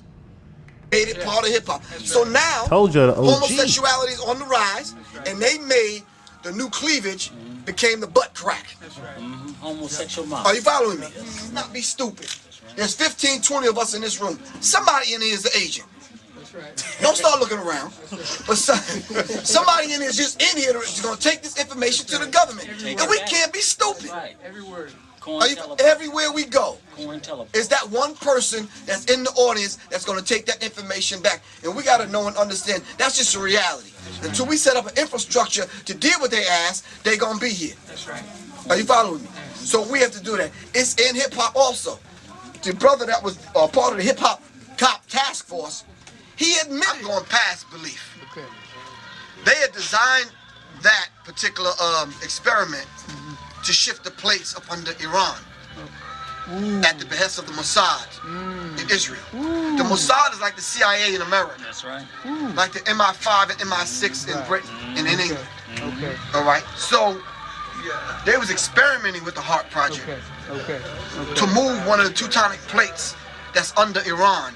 So that devastation that you've seen in Haiti can happen in Iran. You can easily dispute what I say, but when it's in black and white, it's hard to refute this.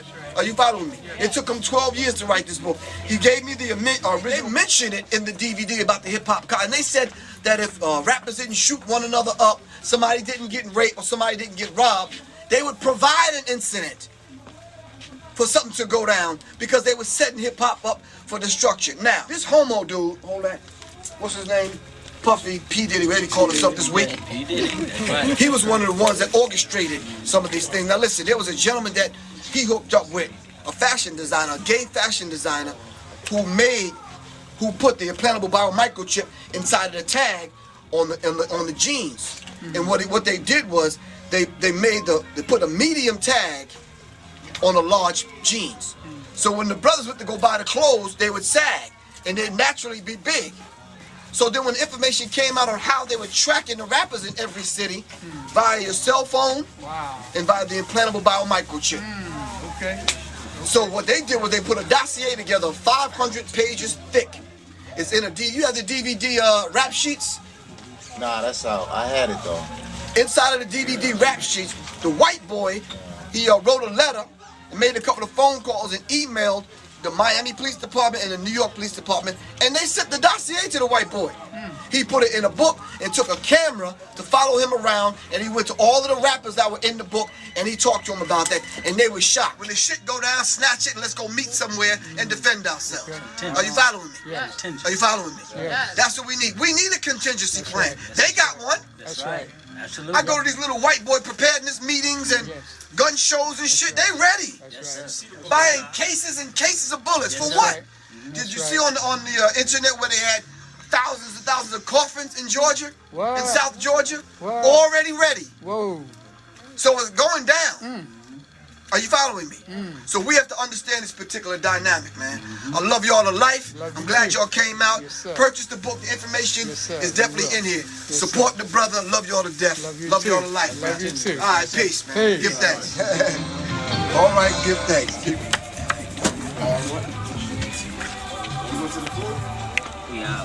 Say what's up. What's up, Black and Nobel? It's Kimmy G. You know what it is. Professor Griff. The truth. That's right. That's right. You're in the car. Thank you so much. I really appreciate you, good brother. Good meeting you, man. Yes, it's a pleasure. Okay. All right, cool. I mean, I need to get my picture in my camera out too. Cut it out, man. Oh, that's cool. Yes, sir. You here with us? Best thing they could have done. Down here, Not bragging. Oh, I hear you. I've been working with All right. Tyson and Hassan. Okay, cool. And I'm the ambassador. Oh, that's good. Yes, sir. That's what saved me. Yeah, well, that's what I tell people, man. I served my time in the Black Army. That's right. I'm serious, man. I've been here.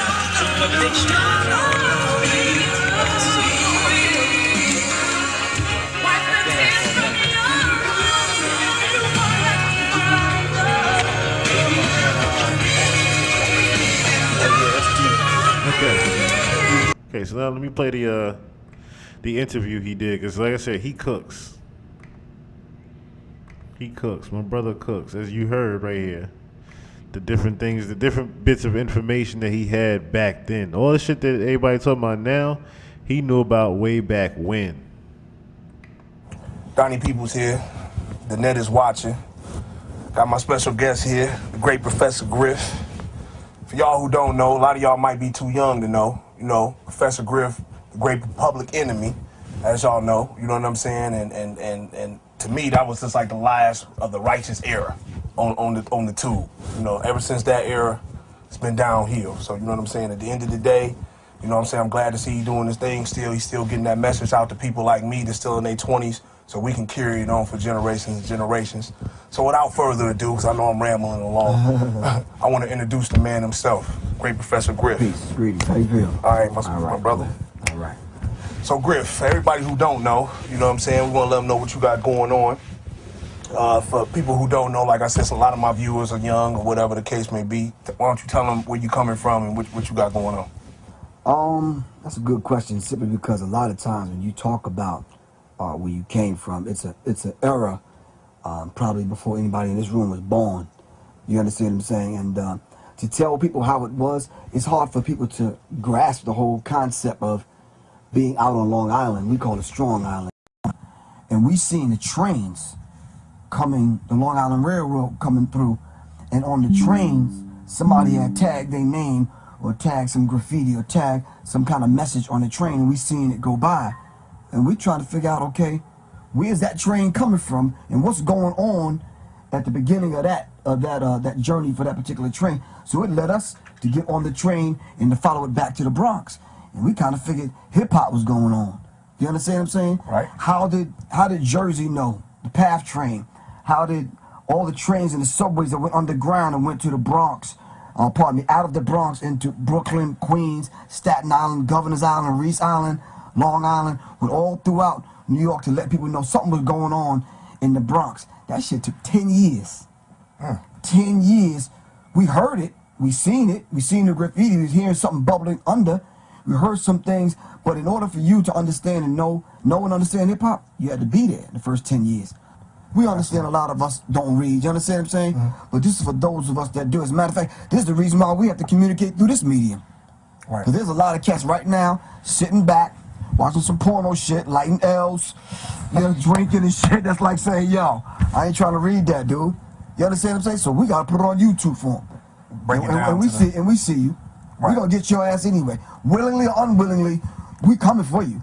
So you might as well just get and say, okay, well, they here. So yeah, you're going to commit one way or the other. So, moving forward, I know you got a new album coming up. I definitely want you to speak on that. The definition of the title of the album. We wanted to say to people that it's called The God Damage, and you determine what it is. I've heard all kind of definitions. Mine personally is, we the gods. Person that's watching this, the sister that's watching this, she's the goddess. Do you understand what I'm saying? We need to recognize the damage that we're doing to the God self. You understand what I'm saying? Absolutely. Hip hop came from the essence of the gods and goddesses. Look at what we've done to hip hop. You understand what I'm saying? So it's the God Damage. It'll be out 30 days from now, and I'm not asking people to go cop it. Shit, you gonna feel it anyway. It's that vibration that we putting out. You ain't got no other choice. I'm not being cocky or arrogant. Right. You understand what I'm saying? It's something that we gonna put out there, and you gonna hear it one way or the other. Well, I gotta use that shit as a frisbee at the family reunion or whatever, but you gonna experience it seriously.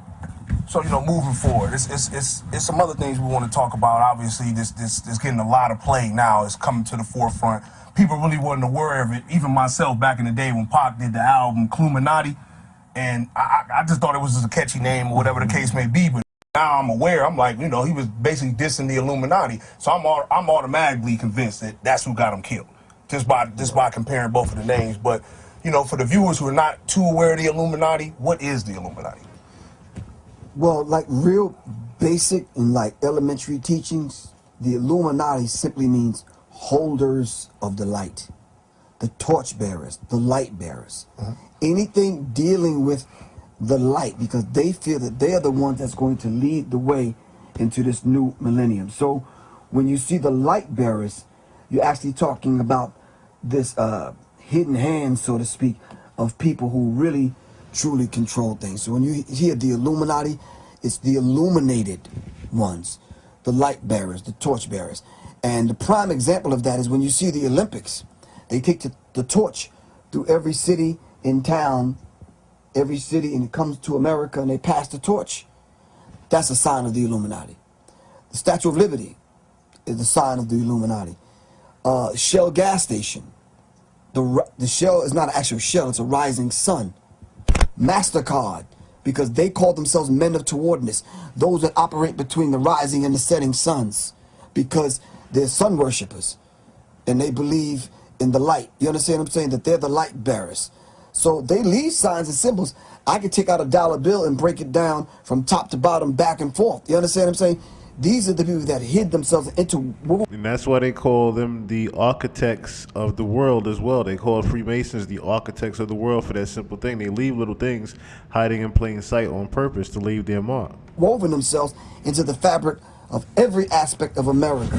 Politics, education, religion, every facet of America. I'm gonna keep this, all right? Okay. So like I was saying, right? When you talk about the Illuminati hiding themselves, here you have the all-seeing eye on top of a pyramid acting as the capstone. You understand what I'm saying? Inside, if you connect the dots, drawing out a Star of David, you'll see the word Mason. All right?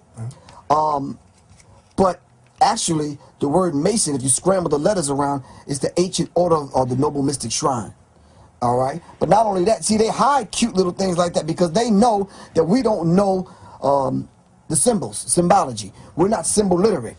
So when you read it further, it says Nuit Coetus, which is Latin, Novus Ordo Seclorum, announcing the birth of the New World Order. Well, shit, the New World Order is already here. This is about to play out. This is only worth 8 cents. So you brothers out there that's selling drugs and killing people over this, stop that, man. This is not even worth it. You understand what I'm saying? But we need to put enough of these together so we can buy some land so we can carve out our own destiny. Are you following me? You see the gentrification going on throughout every major city in America. They moving black people out. They taking over the inner cities. All right? That brings us to Haiti. That brings us to Hurricane Katrina. Are you following me? So these things are going on right before our eyes. But one interesting thing about the dollar bill. In the corner to the left of George Washington's head, if you fold it this way and this way, you'll actually see an owl that sits right in the corner, right above the number 1. The Bohemian Owl. Right.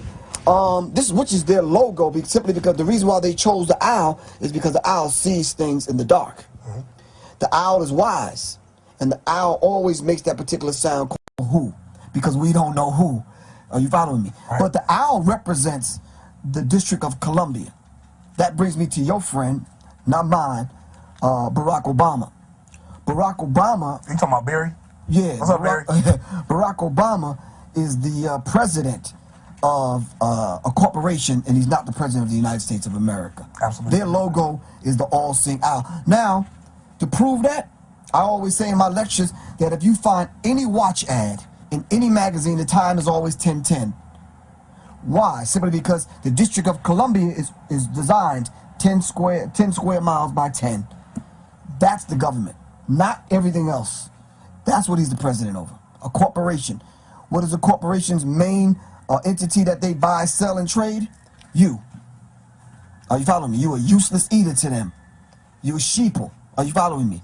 Your birth certificate is worth $634,000.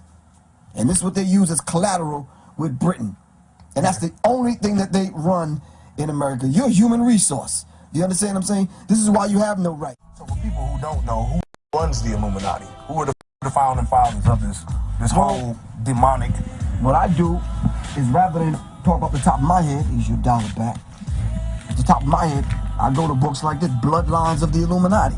It gives you all of the families that are here, not written by a black man, not written by Griff. You understand what I'm saying? These are the bloodlines of the Illuminati. This is why Barack Obama, President Obama, is tied in via the bloodline. This is why Jay-Z said that he was sitting in Saint-Tropez sipping $20,000 bottles of Cristal with the Blue Bloods. Are you following me? So when you talk about a place like the White House, they're not talking about a physical place, they're talking about a bloodline. So we can call their names all day long, but until you connect the dots, as Steve Coakley teaches us, you don't know who's operating with who. All right, so Fritz Springmeier broke it down in this book, The Bloodlines of the Illuminati. And the average person, especially us, we're not gonna go to the store and spend $40 and decode this and break this down and teach this to our people. But brothers like myself, I have to. And this gentleman, Tex Mars, wrote Codex Magica. All these signs and symbols and these handshakes and all this kind of stuff your man Jay-Z and the rest of these people are doing, they're decoded right in this particular book. They don't position themselves with these handshakes and these body movements and sitting a certain way. You see what I mean? They don't do this for nothing. All right? They do this for a reason. Look. Are you following me? They're speaking a language to someone right past your consciousness. They're speaking an entire language, and until we become symbol literate, I definitely want to get. we won't know Codex Magica by Tex Mars. I'll make sure y'all check this out. I mean, like this glance, because you know he was showing me a lot of things. It's like,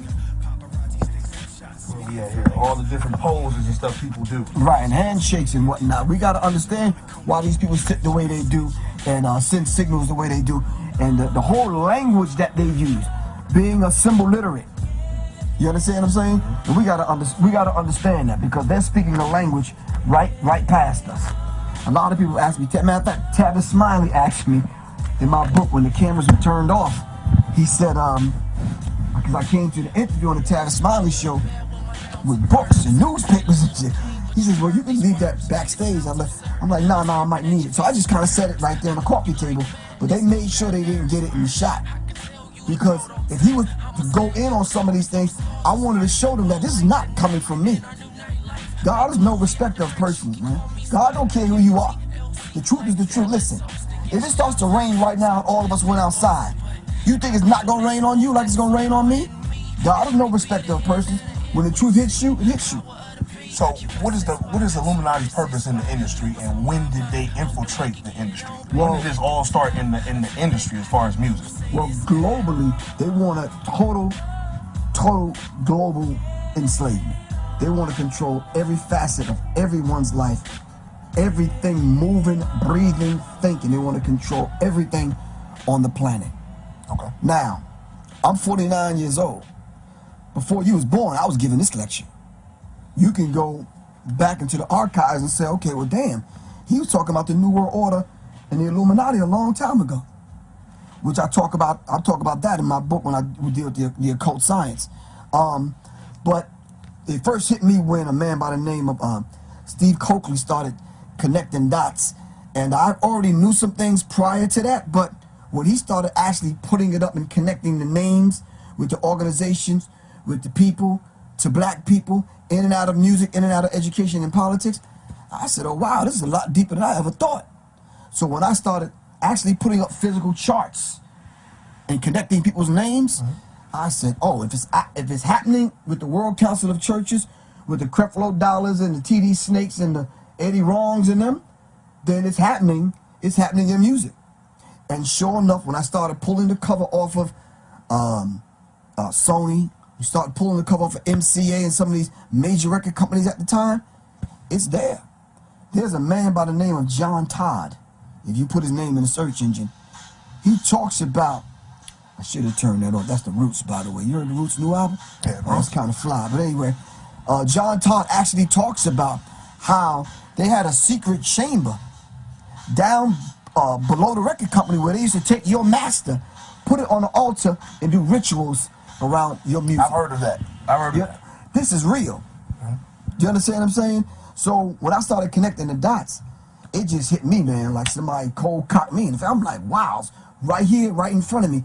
But then I was really shocked, to answer your question directly, I was shocked to see the Jay-Z's and the Damon Dash and these kind of people, their behavior wasn't like it was early on. They were strictly hood. Do you understand what I'm saying? And then I'm like, well, what is it about belonging to the Billionaires Boys Club that makes you change and get disconnected from the hood? Do you understand what I'm saying? I said, oh, they've taken the oath. See, the Illuminati, the holders of the light, infiltrated the Masonic Lodge. Now, for the Masons that are out there watching this, you don't know a damn thing about this. I ain't talking about your average Mason down the street that know a couple little handshakes and little code words. I'm not talking about him. He don't know anything about this. The Illuminati infiltrated. If you study Myron Fagan, the one who actually brought this information to light, he did a thing called the CFR. The CFR is the Illuminati in America. Myron Fagan. And he was basically saying the Illuminati infiltrated the Masonic Lodge and actually was the ones that set up camp in the Masonic Lodge and actually initiated some of these people in the Masonic Lodge.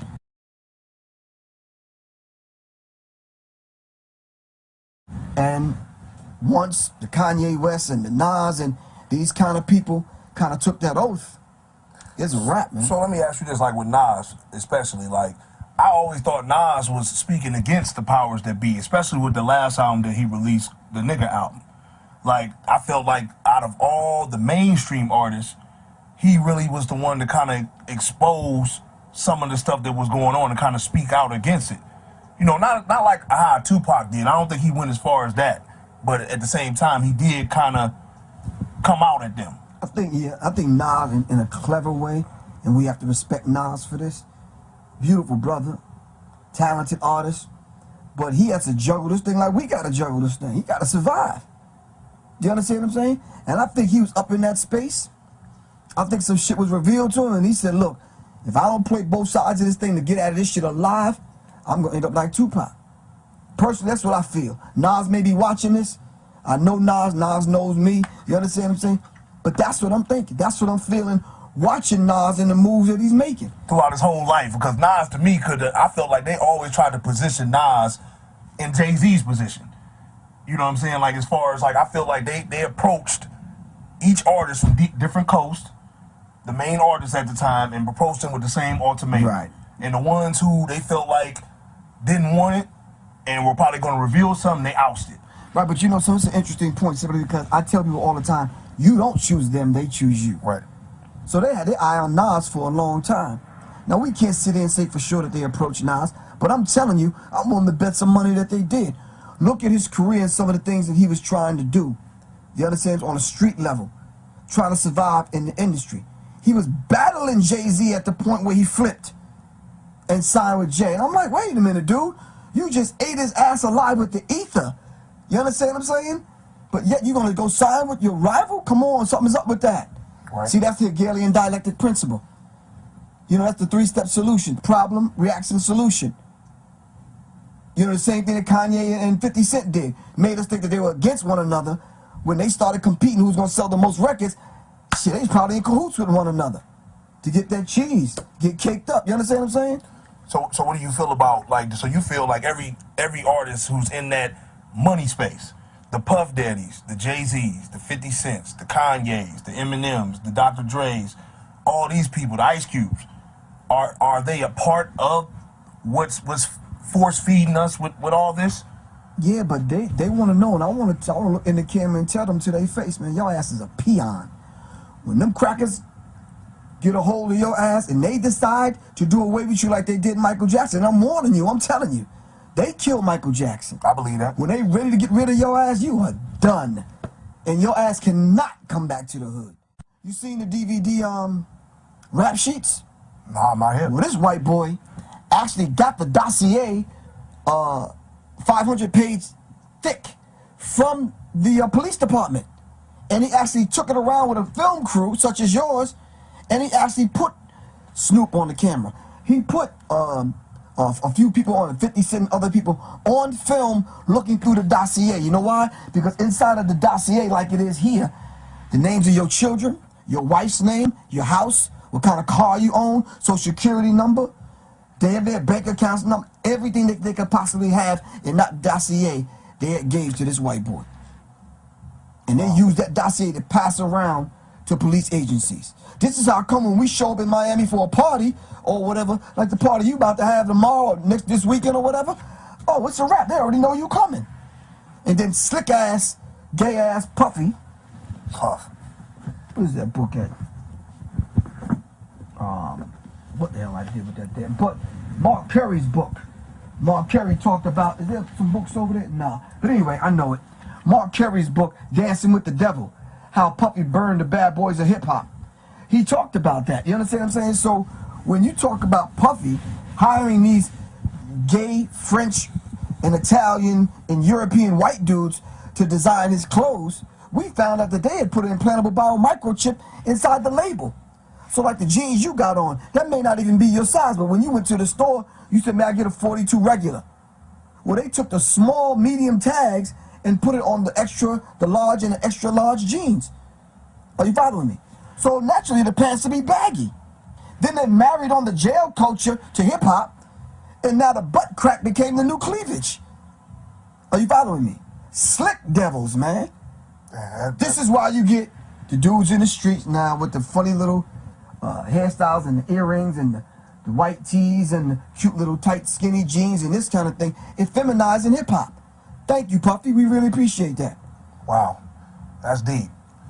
And Little Wendy, Little Wayne, and the rest of them showing us your goddamn underwear. Let me tell y'all something, man. I ain't scared of none of these dudes. I say that on every lecture. Bring it, man. Let me tell you, I got soldiers, man, that don't give a fuck about this music. We'll take it to your ass. You understand what I'm saying? I'm not bragging. I'm just saying enough of the bullshit. I mean, we want to put hip-hop, bring hip-hop back to its original origin. You understand what I'm saying? All the rest of that strip-hop shit that y'all doing, y'all can keep that shit, man. So you think, do you think they're being controlled to put out this type of music? They're part of it. So the Soulja Boys, even the people as low level as them, the Soulja Boys. No, he don't know any damn better. Somebody to pluck him upside his damn head. All he's doing, and we can't fault him for that. He's just trying to come up. I was at this gig, right? KRS-One was performing. And me, I'm kind of like, you know, the DL way in the back, unassuming. I go in the joint, I ain't wearing no dark glasses or nothing, but I'm just up in there. If you don't know who I am, you won't recognize me. But just a comment on that, though, before you continue. What's up with your boy KRS-One, though? He doing all type of commercials and stuff like that now. So it seems like he getting back in the mix. Did they approach him and say, hey, man, it's about time. Are you finally going to come aboard? Think he finally said yeah, or what's going on? I think unintentionally, KRS-One, unbeknownst to him, is rolling hip-hop. Are you following me? So we got to understand that. But I think KRS-One should not have apologized. Not to Nelly, not to 50 Cent, not to any of these people that he got caught on film apologizing to. KRS-One, fuck them, man. You an elder, dude. Hold your ground. You understand what I'm saying? And if they want to come up and battle you and you hand them their ass, so damn what? They need to learn that lesson. Don't go apologizing to anybody. Ice-T, I want to send you a message too. Who this little punk ass Soulja Boy, I think he apologized to. Yeah, he did do that. Soulja Boy I felt talking like about, at the end of the day, he spoke his mind. He should have left it there. Ice-T, you an OG. You should have left it where it was at. Thank you. I respect you, Ice-T. Like, at the end of the day, I mean, you know, from New Jack City, I mean, before that, you made the first Cop diss song. Come on, man. So I'm saying to Ice-T, and me and Ice-T like this, love the brother, and he loves me. I'm saying, man, get that motherfucker ass whipping and a fucking Band-Aid and a fucking lollipop and tell him to see you next week, man. You understand what I'm saying? Don't apologize. You know, I'm coming unapologetically. I'm not apologizing to none of these dudes. Look, if your ass is wrong and you need to be checked, your ass is wrong. When my ass, quote unquote, spoke out of turn according to Chuck D and the rest of Public Enemy, they kicked my ass out of the group. My ass was poisoned, left for fucking dead. Nobody came to my motherfucking aid. Are you following me? I'm not bitter behind it. That's just what I had to go through to get to this point. So I'm saying to the KRS-Ones and the Ice-T's and the Ice Cubes, you're in position now. You understand what I'm saying? Straight up, they ain't got to kiss your ring or none of that bullshit, but I'm saying to you, you an elder, man. You know, play the statesman, the elder role. You understand what I'm saying? None of these dudes, the Soulja Boys, the Waka Fuckers, or whoever the fuck they are, none of them getting no pass, man, until you earn your damn keep. Plain and simple. So I was going to ask you about the whole Public Enemy situation with you, Chuck D, and Flavor. Obviously, you know, being out in the forefront of that whole movement. What's your relationships with them? My relationship is like your relationship it is with your physical brother. We in the house. We see that, you know, little brother didn't take out the garbage today, but mom is coming down on me. You understand what I'm saying? So I got to just to wait for it. I got to say, yo, wasn't it your turn to take out the garbage? Damn, gotta do that, man. I'm trying to do something. So it's a long relationship. You kind of figure if I wrote this, and this is 20 years of conversations, shit, you got to go back another 5, 10 years before that. That's how long I knew them. I knew them since I was like yay high. You understand what I'm saying? So, do I agree with some of the moves that they're making? Absolutely not. What you feel about Flavor doing all these Flavor of Loves and all that? He basically started that whole movement. Once they seen they can capitalize off Flavor, I felt like that's what they catapulted the whole situation. So, right. If you ask me, I feel like, you know, he started the cancer. Exactly. Well, I can agree with you. I cannot be on film and be a hypocrite and say, well, and try to stick up and justify the buffoonery. You understand what I'm saying?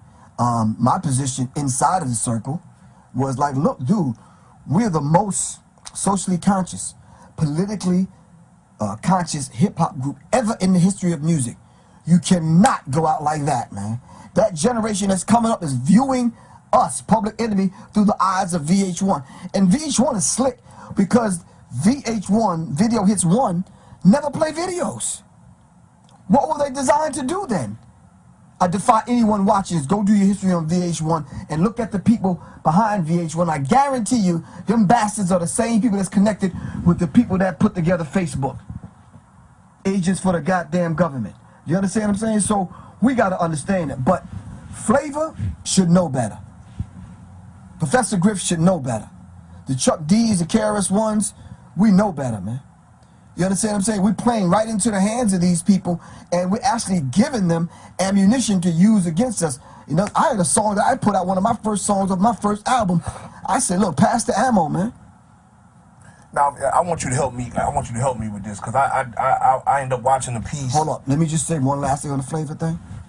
If it was not for people like Flavor, Public Enemy wouldn't have been what Public Enemy was. He was definitely the flavor to the unit, though.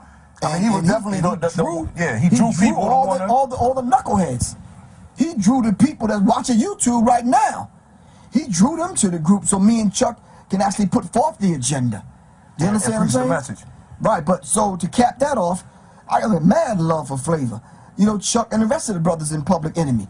But we have to get back on our job, man, seriously, as elder statesmen, man, and basically say to the rest of the industry, look, man, we got to get this thing right, or these other multinational corporations, these other people, they're going to control hip-hop and take it off its course. And the next step, the next movement in hip-hop is straight up going to be some effeminized shit. They're definitely doing the homogenics thing.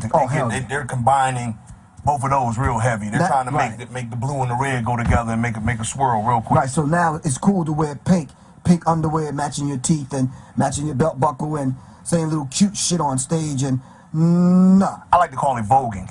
That's what the clubs have turned into, by the way. It's just a whole vogue. Yeah. Like you go in, everybody's voguing. Whatever happened to the partying and just really, you know, like right now they turned the club into an institution because you got the floor, which is the peons. You got the medium VIP, which is for the average people, and then you got the celebrity VIP. Yeah, the stained glass windows. Right. So they broke it down into 3 stages. So to me, that's like an institution too. Yeah, when you talk about the 3 stages, ironic that Jay-Z's album is the Blueprint 3. So when we talk about the 3, I don't even want to get into that. But we don't understand the deeper side. That Blueprint 3, we understand like the Blueprint 3.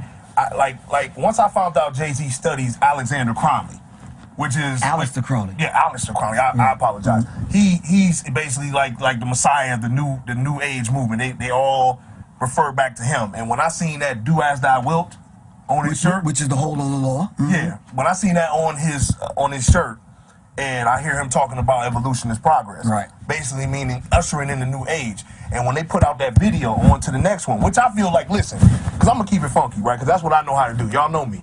When I listen to that song, I feel some type of way. When I went to that concert, I seen some stuff on that beat, you know, because all the designs y'all do when y'all do the shows and stuff like that. So he had this one thing on there where it was like a whole bunch of swirls.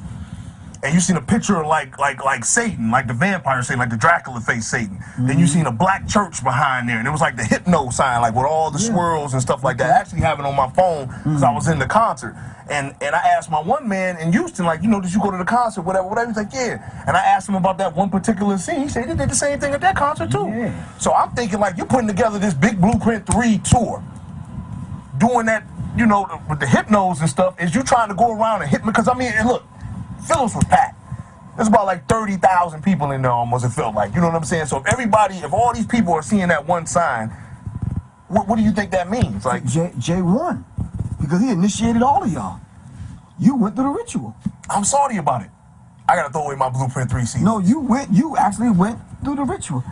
Study your esoteric agenda, where they tell you certain times of the year, every year, they have to spill large amounts of blood.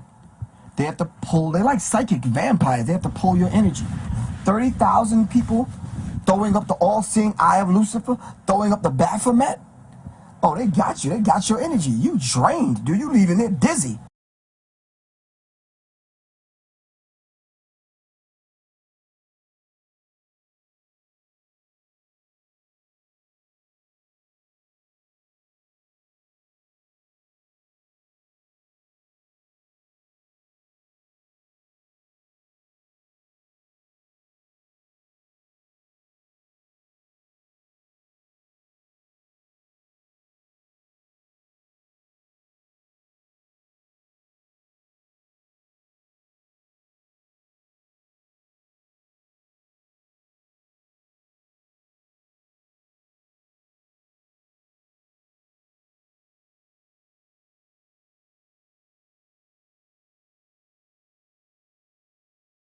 Yeah, I'm about to say I didn't throw that up though. I'm kind of aware of that, but But imagine how many seen people did. Yeah, I know it was crazy. Like everybody, like the whole Got you. thing, everybody was throwing It's it a up. ritual.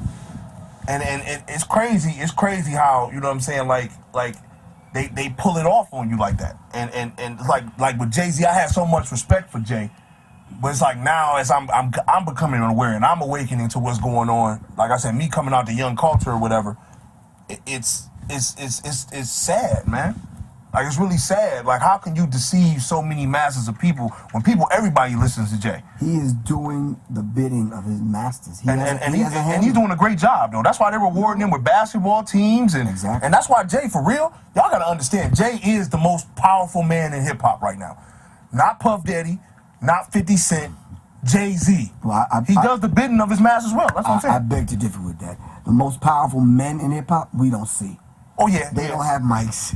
Right. They ain't gotta go on stage and clown and buck dance. They don't. Well, you could say he's the most powerful face that they're using. Like he's the ultimate to where he does what they tell him to do. That's the same thing with Barack Obama. I mean, he's the most powerful face, and this man, Zbigniew Brzezinski, made that very clear. It's not Barack though. It's Barry. I don't know. True. I know Barry. But the Grand Chessboard explains it. Zbigniew Brzezinski. Y'all probably never heard of this dude. He's probably 80 years old. But if you just put his name in the search engine, Zbigniew Brzezinski, the Grand Chessboard, you understand what I'm saying? You'll be surprised at the money that was put up to make sure Barry, thank you, was selected before he was elected. That's all I got to say on that. So let me ask you this about the house situation with your house getting burnt down. Do you think the Illuminati has something to do with that, to try to send you a message to try to quiet you, or? Well, this is something I've never really said on film. I've said it on film, but I have that particular tape locked away in my safe behind my desk, and no one has ever heard me say this. But I think it's time that we kind of get this out in the open. That on the Occult Science Radio interview and World Star and some other interviews that I've done, I've actually talked about the blood and the human sacrifice. Well, I'm gonna look right in the camera and say this. I was supposed to be that blood human sacrifice for Public Enemy, but I survived it. Do you understand what I'm saying? And since I survived it and I'm talking about it now it's imperative that these people silence me. Plain and simple. I've told you about people that I had to deal with right in front of my door right here. Do you understand what I'm saying? I tell people, look, when you call me, know that this conversation is being listened to. Plain and simple. I can't tell you how many times my MySpace, Facebook, email accounts, websites get shut down. You understand what I'm saying? I know they listening. You understand what I'm saying?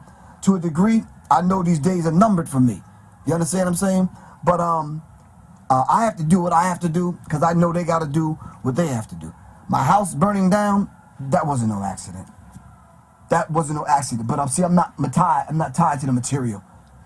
You know, this is where I do photography and make music in here, and I ain't skip a step.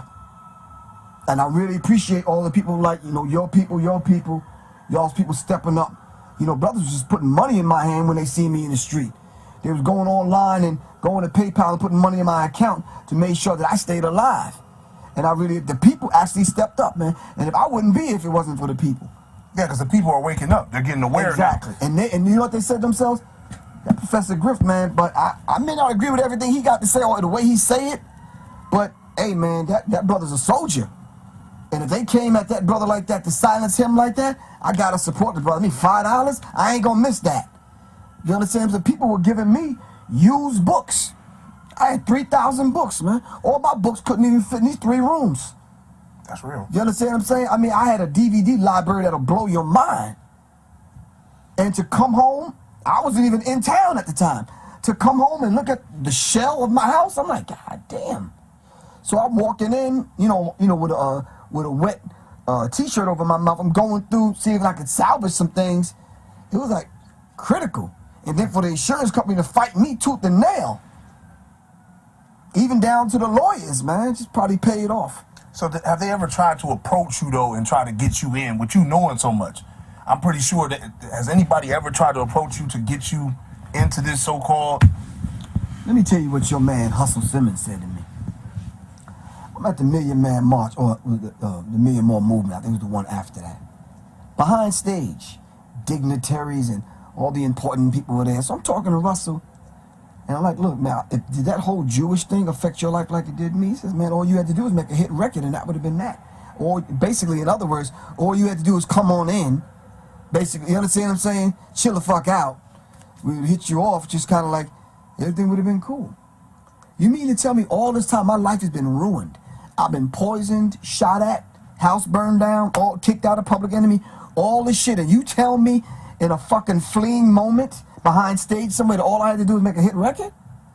Oh, damn. That goes to show y'all, man. They don't give a fuck about you. They don't give a fuck about you. You understand what I'm saying? Right now I'm feeling like Tupac.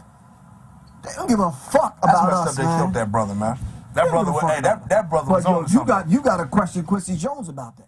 Quincy Jones set up those sex rings, and Quincy Jones had called Tupac in to go through the homosexual ritual, and when he turned him down, when he turned Quincy Jones down, and Quincy Jones found out that he was engaged to Quincy Jones's daughter, that's when Tupac was marked for death. Quincy Jones's daughter was best friends with Aaliyah. Aaliyah was mocked. Aaliyah connected to Dame Dash. Dame Dash was mocked. From Dame. It's all connected, all them trying man. to start that, Michael start Jackson that was label and all mocked. that. It's all connected. It's all connected, man. Read the Tavistock Institute. Every lecture I show this book. These are written by white boys long before us. This was going on. They came to America as operatives coming among us. Remember back in the day, this book talks about the nefarious niggerization of hip-hop, the first millennium edition of the American Directory of Certified Uncle Toms. It talked about how these young white boys started establishing all these record companies, these subsidiaries, because their parents owned the majors. They got distribution. So they could sign the brothers to these subsidiary labels. Are you following me? They were the ones that said that they were going to make you calling yourself a nigga very popular. It talks about that on page 236, I believe. And I tell people all the time, I said, listen, this ain't Professor Griff. It says with their cash and a superior industry position, these white entrepreneurs installed a new leadership over hip-hop, and they began to promote a nefarious niggerization of rap music. It says KRS-One and Public Enemy, with the message that KRS-One and Public Enemy, they said we were reaching the masses of young black people. And then NWA, niggas with attitudes, would be paid off and put in a position where they would neutralize Public Enemy and brothers like KRS-One. And then came the gangster rap, thugging, balling, now pimping. Now the metrosexual is about to take over hip-hop. And your children, your nephew, your niece, and all the little ones, the shorties now, Tay-Tay, Riri, Man, and Twan and them, in the hood, gonna be wearing fucking skirts. Watch. Man purses and this kind of shit. Seriously. All I can say is, man, it's as y'all can see, it's heating up. I gotta wipe my forehead, man, because Donnie Peoples, I ain't never been into the battle like this, and like I said, we really getting to the mitt of the grit right now. Listen, man, let me just say one thing. It ain't no beef. There's no beef. I'm not gonna see you at the Soul Train Awards, and and you going, But this what I want. And they gonna want to, bump me or send their man to come step to me. It ain't gonna be that kind of party, man. Because I'm telling you, I'm 5'5", 148 pounds, dude. I'm not playing that. I'm not playing that. So let me ask you this, because back to that whole homosexual ritual thing, right? So if Pac was set up to do this and he didn't do it, which does everybody have to go through that to get in? No, not everybody. You see, like I said earlier, you don't choose them. This ain't an everybody thing. This is an elite club. Okay, so Pac. Okay, so the elite club now would be Jay-Z, 50, Puffy, Kanye, Beyonce, and all. Okay, so are these people? Have they been put through that? The Rihannas. Have they been put through that? Yeah, it's probably not their time, but that's not the only ritual. So you saying Jay-Z being at the point he is now, because the Blueprint 3 was signifying his masturbation shit. That album, that was to signify his masturbation shit, right? So for him to make it to this Master Mason point, did he have to get? Did he get? I don't think the homosexual ritual. No. So you got off the hook. I was trying to find out something. Not to my knowledge. No, But wait a minute. Well, how Jay-Z get past it? Some of the best of them. In these books, you can read about some of the best of them that took it. I'm just saying. I feel like I feel like other people, dignitaries, like the Puff Daddy situation, right? Like we all were kind of hip to Puff. Like Puff, I mean, that's the thing around. Like with me, Why Puff and not Jay? Exactly, and that's what I'm saying. Like, and all these different people. Like, that's what I'm saying. Like, what makes Jay-Z exempt from the homo rule?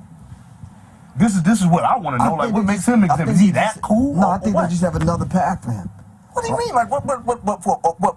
Okay, for Tupac, why would they want to do my man like that? Well, if you want to be up in that movie space, this is one of the reasons why I think not Jay. If you want to be up in that movie space and you want to kind of get up into that space, I think a lot of them, either that or put on a dress. What about LL? Well, I think LL was brought to Hollywood by Quincy Jones. I think Queen Latifah was brought to Hollywood by Quincy Jones. And Fresh Prince too, right? Fresh Prince, of course. Oh yeah, Fresh. What's the dude's name? Tevin Campbell and Tevin ain't been the same. They ruined that man, and I think that's why Mike was messing with Quincy. No, you see, but you got to understand something. Mike rejected it like Tupac rejected it. But you don't think he was a part of it at first? I mean, because Mike was older when he rejected it. Mike didn't start rejecting it maybe till he turned about 40. Didn't know any better. That's what I'm saying. So all them kids being put in his bed and stuff. Why would they put among him? Precisely the point. That's what I'm saying. So was Quincy behind the scenes putting the kids in the bed? No, I'm not talking about Quincy, but I'm talking about those people that surrounded Mike are connected to the people that surround Quincy. Wow.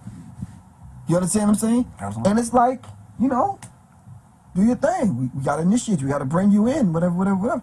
Go on YouTube and listen to Michael Jackson's speeches. Oh, yeah, I was here. Yeah. I heard that whole little tour he was setting up. When he rejected the whole ritual thing, he's like, no. He was losing his mind for a minute, hanging a baby out of the window because he was wrestling with it.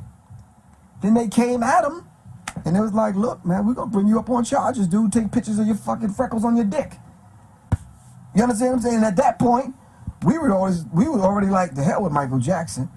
Then Cat Williams came out and said what he said about Mike. But Cat Williams was correct when he said those mansion parties, and y'all don't understand what go on with that shit, man. See, now you have to bring my viewers up to speed on that, because the whole Cat, I'm not even hip to that, what was said about that. What did Cat Williams? Cat Williams said they was letting him in, and the stuff that he was seeing was blowing his mind. And I'm telling y'all right now, if y'all don't want to believe it, watch in the next couple of years. They coming after Cat Williams. Cat Williams tell too much truth. They coming after Cat Williams, man. Seriously. Do you understand what I'm saying? And the whole idea of Michael Jackson rejecting it and they bringing him up on charges and this kind of thing, that's public humiliation. Then they set up the doctor, to be around Mike in his presence, and they provided the medicine for him to give the mic. Oh, come on, man. That's covert operation, dude. That's CIA. And that's why the Jackson's family is not kind of talking, because I already know they've been threatened. And that's why they not saying nothing. Joe like, I ain't gonna do with that. Exactly. So if you want to live, shut the hell up. And that's pretty much what it is.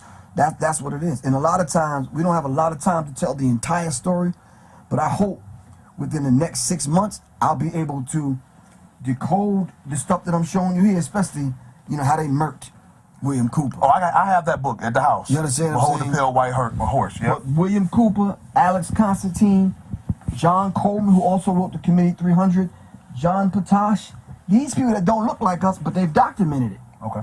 You understand what I'm saying? We got to get back to basics, man. We got to start reading. We back in the day, when I was coming up, we made it popular to stand out on the corner and kind of show people what we know and what we studied. That's not popular anymore. Oh, now you understand what I'm saying? Oh, yeah. Hell yeah. But we got to bring that back. Straight up, brothers. Y'all got to start reading, dude. A lot of y'all call me and want to run up on me in the street at the fucking grocery store 3:30 in the morning trying to prove your point, but you don't read shit. I came up during the day that wasn't no internet, so I had to read. Right. You understand what I'm saying? So, you have to read. But the internet, I can honestly say, blessed us to hear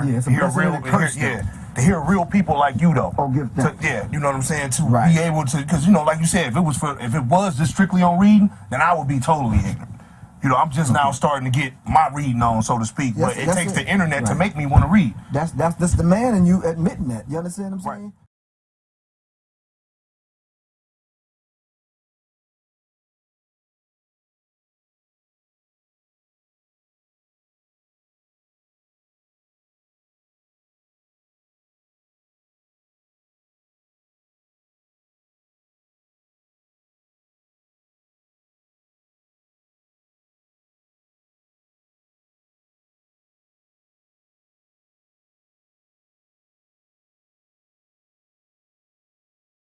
All of us have gotten to that point, man.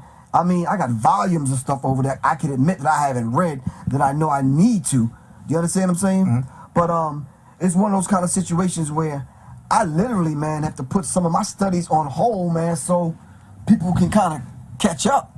You understand what I'm saying? That's why a lot of my lectures are 4 hours long, and I'm showing mainly pictures on the screen because I got to get people acclimated. You understand what I'm saying? You know, that solarium fluoride they putting in that water, man, has dumbed a lot of us down. So you got to excuse us who came from tap water situations. But hold on. Not only that, I know you got to close, but not only that. You remember back in the day? Well, you probably don't. You're probably too young. But there was a thing with the crack babies. The mothers that were on crack having babies. Those are the little Waynes. Yeah. Do you understand what I'm saying? And it's like, dude, you have to make some sense sooner or later. But that's some good shit he pulled. Going to jail, and they told him not today because they had some shit with his teeth. I'm gonna pull that shit. They're gonna come get my ass. teeth. Yeah, I gotta get my teeth. I'm gonna be like, yo, straight up right here. This tooth right here gotta get done. But anyway, my book, man, all of this is in my book, Analytics, 20 years of interviews and conversations with Public Enemy's Minister of Information. It's called Analytics. I know you'll be jacking up the title. It's Analytics. All it means is critical thinking. But I want to thank you for this short time we spent together, man. I got one more question I gotta get out here. What do you think hip-hop is going in the next 5 years? What do you think we'll be in the next 5 years? Best case scenario, worst case scenario. Go ahead and speak on it. The next 5 years, I don't think we're going to be calling it hip-hop. Black Dot talked about that in his book, Hip-Hop Decoded. We need to go back to its ancient origins. All right? Worst case scenario, best case scenario. Best case scenario, that my daughter's daughter will be speaking a language that we probably won't even understand, like Lil Wayne. When I hear him, I don't understand what the hell he talking about. Are you following me? We're gonna have to speak the language of our ancient ancestors and be able to communicate to one another past the English language. You understand what I'm saying? I think because technology is gonna be so advanced in 5 years, the whole idea of talking on a cell phone might be obsolete. Using money is gonna be gone. Simple, plain simple. So that's what I'm saying. Like, so in the next 5 years, you see this world morphing into, as far as, I mean, because you know, with this whole 2000, I know we're running out of time, I know this, but just in a nutshell, with 2012 approaching, they're talking about the planet Nibiru, or whatever this planet is coming into our solar system. The Mayas, ancient Mayas speak about.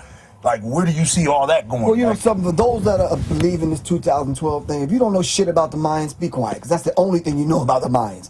Study the Mayans. The Mayans said a whole lot more than just the 2012 thing. But there is going to be a shift in consciousness. You understand what I'm saying? And I'm hoping, and this is no personal attack on anyone that has a religion. I'm saying I hope they just got to get rid of the idol worship, and we come into this one kind of mind. Not the new world order, not the one world government, but the one aim, one God, one destiny, as Marcus Garvey talked about. Do you understand what I'm saying? I don't need to send my prayers to someone else for them to take my prayers to God. You understand what I'm saying? I don't need to finance the pastor or the reverend's lavish lifestyle. I want us to come to the point where we have a direct connection to the God self, and that's how we deal. You understand what I'm saying? So we can come in harmony. Now I'm gonna tell you, like they said in New Jack City, man, we all we got, bro. You understand what I'm saying? We all we got, and that's what's gonna go down. Now listen, I like to say this: revolution is not an event; it's a process. And Dr. Martin Luther King says, violence, when it comes to revolution, is not evil and it's not good. That shit is necessary. Plain and simple. So basically, what you're saying is these next few years, it's gonna be either you pick this side or you pick that side. You're gonna have to choose, man. And there's no straddling the fence. You either gotta be a man or a woman. You either gonna wear pink or blue, dude. So, something. Are you following me? I'm following you. Okay, this is Professor Griff. I'm signing out. Deadbolt TV, Donnie Peoples with the great Professor Griff. We out of here, man. With the legendary Professor Griff. You say it right, damn it. With the legendary Professor Griff. So as you guys heard, man, full of knowledge. We're definitely going to be looking at that book with the codes, Code Amarex, as well as we're going to be looking at the Blood of Illuminati, the Bloodlines of Illuminati book. Definitely going to be looking into those as well when I do get those. I believe I could find documents online of them easily, but I would have to gather those up. So I would definitely do that for us for our next few videos. Fury B, what's going on, my brother? I did see you get up in here. God wins. What's going on as well? Fiery Fierce, what it do? Yes, very powerful. Very, very powerful. Very powerful. Professor Griff has many videos where he's like someone said earlier, many videos of where he's just breaking down these different ideologies that he has, as well as whistleblowing from years ago. Like I said, from over a decade and change ago. As you just heard, this is probably 2010, 2011, I would say, when this interview took place. And as you heard, he was pretty much just letting it go like, yo, the Mayan calendar ain't shit. 2012 don't mean shit. It's just a change of consciousness. And it was the shift in consciousness. It's exactly what it was. Similar to what we were talking about earlier with the video Simple Town Radio has shared with us, where there's going to be a different shift in consciousness again after the Great Awakening, and then we have our period of time with the Great Recession that happens, as well as COVID-19. I believe it said also what was it the political change, the political climate change was going to happen as well within the years 2000. I believe they said 2008 and 2033. So we're approaching that 2030 mark. Like I said, we already have the 6 years left. We only have 6 years left to do this shit. And this is pretty much going to be done. I cannot get enough of this shit right here. And that's the thing, right? You can never get enough of good information. You can never get enough of just great information and just great knowledge that, someone like the great Professor Griff spreads as well. And he, like I said, he was talking about the same things that Jaguar Wright and everybody else are talking about 15, 20 years ago. Just letting us all know that, yo, not only is the Illuminati real, but pay attention to your celebrities, pay attention to your hip hop stars and things like that. Pay attention to the things that they do. You know what I mean? Just keep your third eye open, man. Just always keep your third eye open. Also, once again, thank you guys all that hit the Cash App before. That is once again my real Cash App up there, the Chill Murray one. If you would like to donate and help towards delivering more of these videos, I would definitely appreciate it as well. That is the real Live from the Spot email. If you guys have questions, you know what I mean? If you guys ever have questions or things that you want me to talk about. The Instagram, I'm going to start filling up a little bit more with stuff from the pod and clips and things like that. I've been slacking on my Macking with that. I do apologize. The Live from the Spot Live is the Live from the Spot Instagram is going to be definitely filled up a little bit more than it is right now. And of course, if you guys just want to chat, I'm saying that's my real Instagram up there in the corner as well. So definitely, you guys feel free to hit me anytime when you guys just want to chat. I always try to respond to everybody as much as I can. I definitely do. What had happened was I feel attacked with that. They used to think my account was a man too. I feel attacked. I feel very attacked. Because when you first came up in here, I used to say, "What's going on, man?" I used to say that all the time, and then she said, "I am a woman." She said, and corrected me immediately. So, yeah, I love everybody being up in here, and I'm saying just enjoying, the knowledge, enjoying just receiving the knowledge, because pretty soon next year, when Trump really gets in office, of course, there's going to be a turn and change of, censorship. You can already feel the shift in censorship that is already going on within YouTube and just being online, period. there's a huge shift in censorship going on right now to where people like Professor Griff and I are not able to even spread their knowledge. Hell, Professor Griff is blacklisted completely. You know what I mean? Similar to Rizza Islam, blacklisted. You know what I'm saying? To where they can't necessarily move around and do these type of interviews and spread the knowledge. That's the thing right there.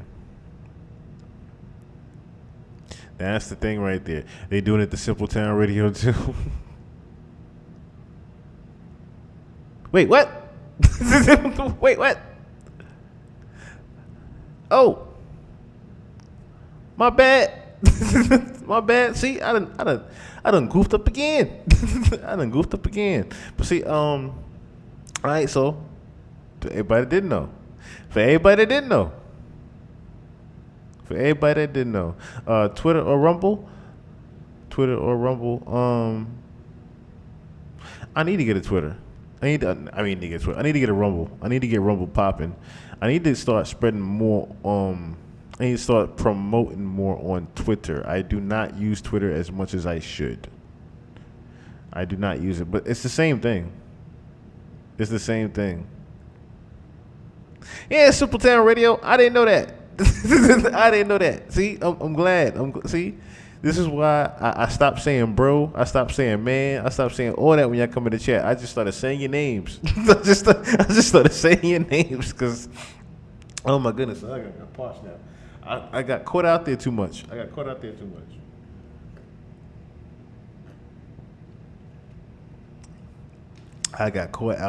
much. Yeah, yo. Meeting the changed hip hop. I'm telling you, and that's one of the main reasons why I do these types of videos, because it feels different when you can't necessarily listen to your favorite artists anymore. Like, it's fucked me up to not be able to, you know what I'm saying, listen to Jay-Z anymore. It's fucked me up to not turn on Puff anymore. Hell, it kills me to boycott Drake. It kills me to boycott Drake.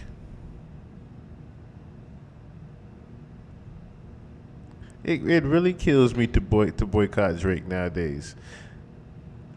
A lot of my celebrities, a lot of my favorite artists, I can't listen to anymore. I can't, look towards them for inspiration of success because of how they actually got there. It bothers me.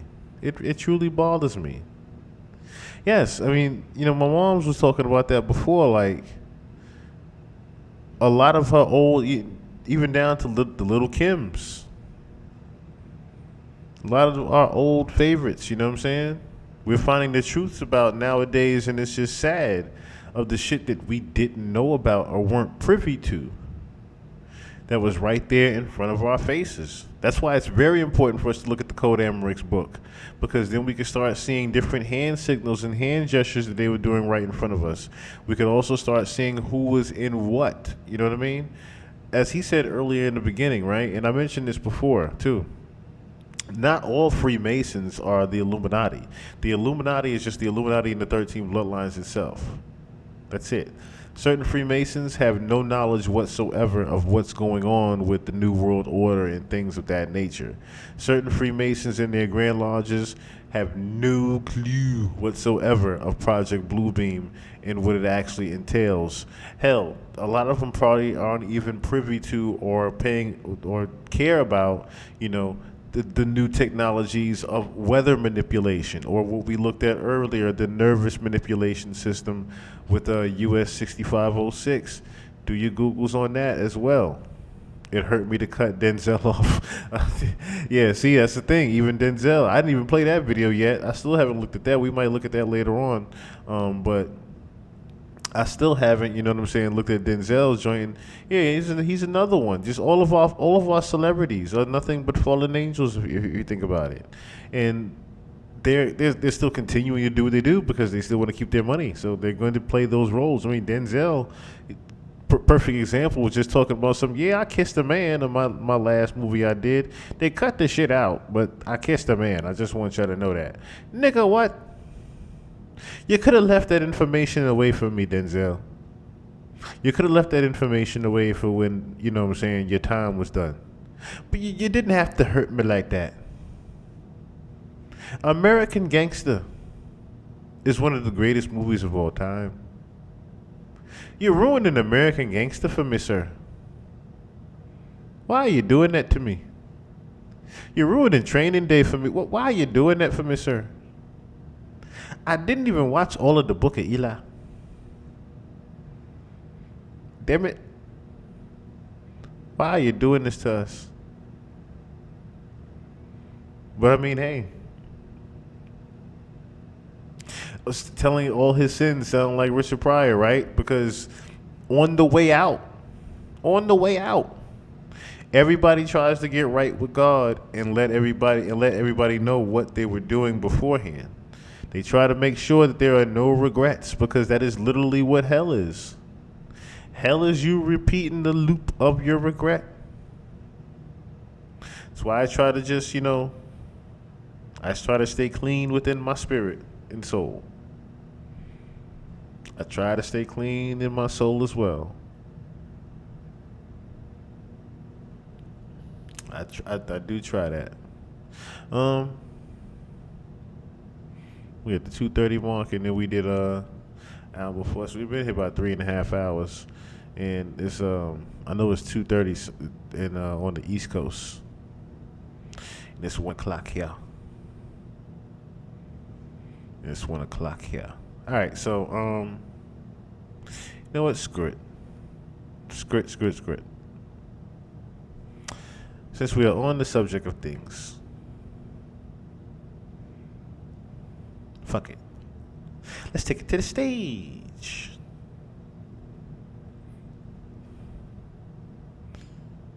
Let us take it to the stage. Oop. Completely messed that up. Because I was saving this one for next pod, but let's take it to the stage. Imagine having multiple people inside of the same body, all alternating between who gets to control it. That's essentially what multiple personality disorder is, now also known as DID. But the fact that we have a name for the condition does not mean that we understand its origin or mechanism.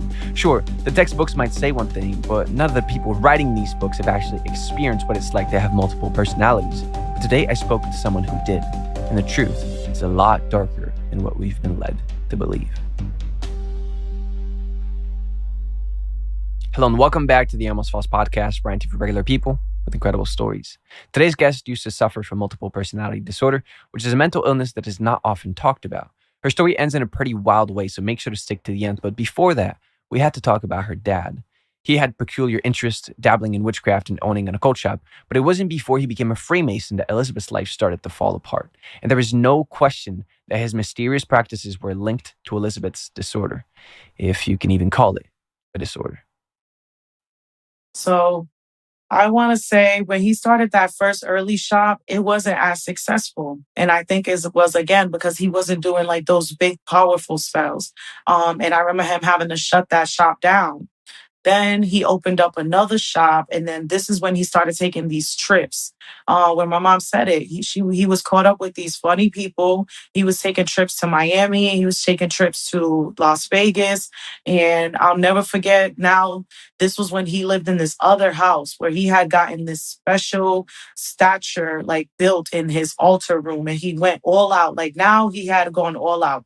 He had a specific room dedicated. It had altars. It had this big thing that I want to say took time to be drawn out, like mathematically and geometrically, it had to be perfect. And he had a specific artist and carpenter to come and build it.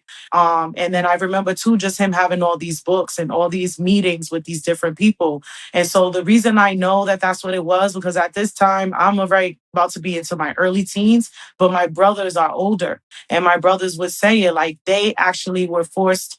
I wouldn't know if it would be forced, but they were to accompany my dad in some of these trips. Pretty much, her dad was a Freemason, and it sounds like her dad was of certain degree of of masonry. It wasn't like he was just an apprenticeship or anything like that in the beginning degrees of masonry. It sounds like he's up in maybe the 20 near 30 degrees of masonry. So for him to even have those a statue in a separate house to where he doesn't want anyone to know about the things that are going on, and then him indoctrinating his sons into the same culture. Of course, like I said, this let me know that, like I said, he's in a different degree of the Freemasonry. But pretty much what we're looking at is the daughter of a Freemason and the different weird things that she experienced growing up. Where even after my mom found out what was going on these trips, he had her led to believe he was just going to go out there and have some fun and probably get some merchandise or something. But my older brothers described it. They were like, no, he was literally meeting with other Masons that was a part of lodges that knew spells. They were recruiting at that time, and he was desperate. You know, he was purchasing things like the Book of the Dead, learning about really dark spells and how to make those things happen, because now that's a whole different game. And at these lodges, while he was having these meetings, my brothers would be there, and they described it to me because I never visited any of the lodges with him. But when he came back, I can tell that he was different, that my dad was different. And now all of a sudden we started having money again. Like money started coming in, but he didn't work. All he did was this. And it was definitely that, dealing with the Masons. And because he had already some background, they had recruited him at a certain level, and then he caught on really quickly because he had already been dabbling in a lot of it. So then after that, he kind of was halted up to different ones. And that was why he was allowed to go to the different meetings in other places. And every time he came back, he always came back with money. He always came back with a new either business idea or some kind of opportunity that would increase whatever he had going on. But I definitely know that it wasn't of nothing good, because again, dark things started to happen to all of us and within the family and to my siblings. Right. And there's a lot of people that think that Freemasonry is not, there's nothing wrong with it. There's people that think you can be a Christian and a Freemason. There's probably going to be Freemasons that watch this and be like, that's not what we do at all. But you explained it. He had already been dabbling in witchcraft. And for the people that either are Freemasons or believe that Freemasonry has nothing to do with witchcraft or any of that, well, it's probably because you've never seen these higher levels, because it's a secretive society. It's a secret society. That's the point of it. But you mentioned that there was a lot of darkness that came into it, which I think is important. And it's another kind of piece of evidence that, you know, this is not just people meeting and talking about how to make the world better. Can you explain how the darkness came upon your family, and if there's ever anything that happened at the Freemasonic lodges? So yes, like, you know, my brother, basically me and all my siblings went through some type of abuse whenever we were around him. And when we even told my mom about this, she was very mad because out of just trying to be a good co-parent, she allowed us to go and visit and be with him. But I had been molested while I was with him, and it was by another gentleman that at the time my dad, you know, did kind of like hang out with, and I guess he was helping because he didn't have anywhere to stay. Same with one of my siblings, my older brother. He even mentioned that when he went on the trip to Miami and he was at some place that almost looked like a lodge, kind of even like that he said on the outside it almost looked like a church, where if you know these places, they do come across as churches sometimes, but it was definitely a lodge because he said it was just all men there. And that when my dad left into another room to just go and have a meeting, he was also molested by one of the men that were in that lodge. And then again, my other brother, he never really talked about it, but I don't know if something like that happened to him. But my sister. You want to know what's crazy? As she was saying it, I already saw what was happening. As she's saying, yo, I was going to the brother was saying, I was going to this church, and, you know, my dad just went into the room. I could already see once he went into the room what was about to happen to him, because the lady that we watched, the wife of the CIA assassin, she talked about these same exact things happening, right? These same exact scenarios. Damn near is a play right out of the book. she also mentioned that again, same lines. When she was visiting my dad, and again was around the certain gentleman that would come and meet with him to talk about these things, like that also happened to her. And so this is like now when we're young, but then I also say like darkness just swept over the whole family because then now me and my siblings all just started having issues with like depression and suicide and alcoholism and drugs and people just described us all as just being crazy, because we would in one moment be one way and then in the other moment just completely change, and then seeing my dad that way too. Like there was never any time where he just looked like this upstanding leader that was talking about changing the world and doing amazing things. No, he was always drinking a lot and he was always shifting in who he was. And there will even be times where he didn't even recognize us because obviously, like, he's bringing us into places that's dangerous and not thinking of anything of it, because he's not in his right mind. And so that's what that I would say definitely was a part of the darkness that was happening. Yeah. Well, I like to say that you judge a tree by its fruit. And when it comes to your story, the involvement of your dad with witchcraft and Freemasonry coincided with the darkness that the entire family felt. But you mentioned a little bit about multiple personality disorder. You didn't say that way, but that's kind of what we're heading into because that's the next part of your story. But before we get to what you experienced, I want you to talk about what you saw in your dad when it comes to that. Yeah. And so no one could describe to me what was going on. And my mom just used to say, well, because your dad is dealing with those spirits, that's why he's all crazy and out of control. But I'll never forget, like, I'm going into my dad's house and I'm like, hey, dad, what's going on? And he's literally just like, his posture's different. He's swaying and moving almost like a woman. His legs are crossed. His voice has changed. And I'm looking at him like, what is going on? And so everyone wanted to use the word schizophrenic.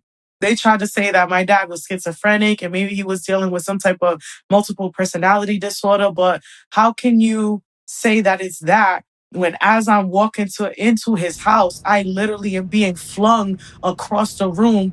Nah, he was possessed by a different host, and that host was a demon that he possibly had summoned, or they possibly summoned a demon for him and gave him a host. I was noticing different. I've been noticing that with a lot of these celebrities now, to where their demon host that has been given to them is starting to take over them.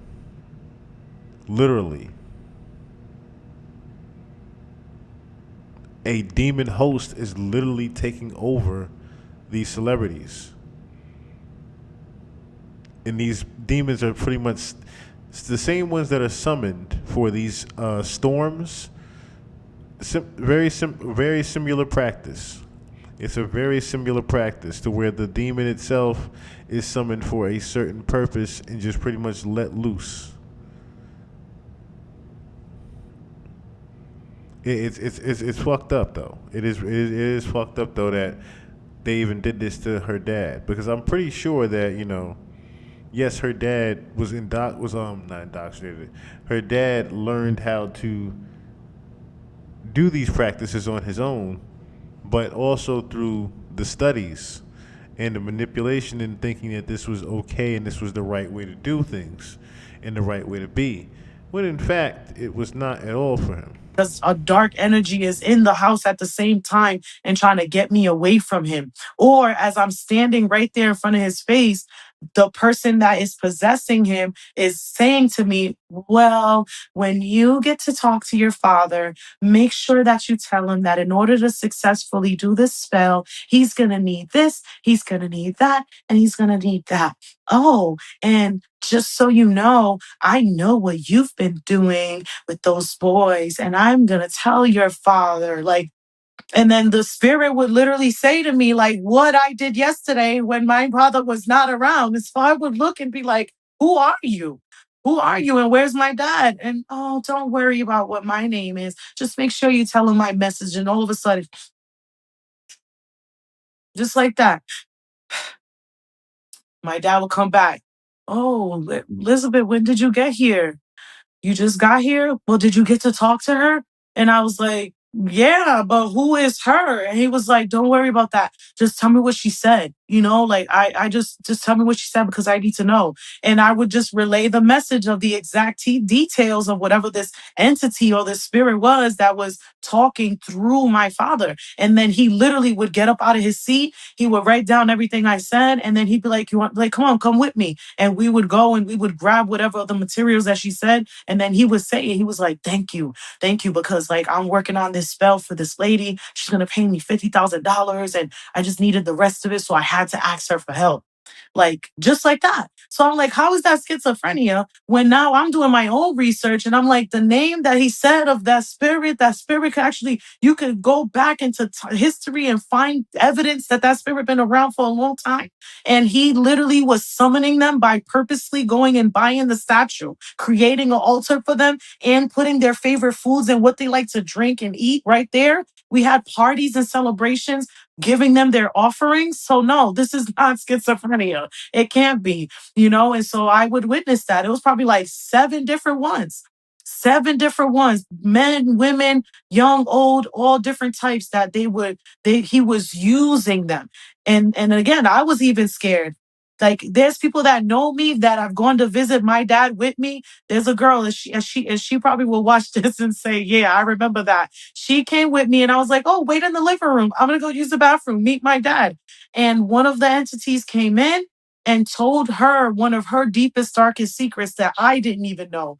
And then the entity left. And when I came back, she looked white like a ghost. And she was like, I'm leaving and I'm never coming back here again. Like, where did you bring me? This is too much. And I never ever heard from her again. And she said it. She said, what your dad just said to me, you don't even know, Elizabeth. So how did he know that? How did he know that? And she still to this day did not reveal to me what it was. She just was in shock that my father even knew it with just meeting her right there and then. So that's just like one of the many stories. And so seeing my dad going through that, everyone tried to say he had a mental illness and he was an alcoholic and he was just crazy. But again, he was making thousands of dollars by doing successful spells for people, getting people out of prison, getting women who were doing love spells and trying to get their husband removed from like another woman, and that they were forcing him to be with them, and then coming back and having that spell reversed, like all these type of spells that people were like. Oh yeah, he was definitely of a certain degree of masonry right there. If he was able to do certain spells on people and make money off doing these spells for people, to do certain rituals and certain things for people. So this sounds like a regular Nico. If you remember what we watched with Nico and he was the vampire of France and he was doing the same exact things for the elites. That's crazy right there. Really after I was seeing him do it. Yeah, there's so many people that I hear of are in the comments and they say, oh, that's just schizophrenia. And on many stories, that's just schizophrenia. That's just psychosis. Oh, that's multiple personality disorder. We know what that is. There's no level of mental illness that's going to reveal secrets to someone that's never seen you before. No matter how you want to rationalize it, it's impossible. So that's spirits, that's demons, whatever you want to call it. This is something supernatural.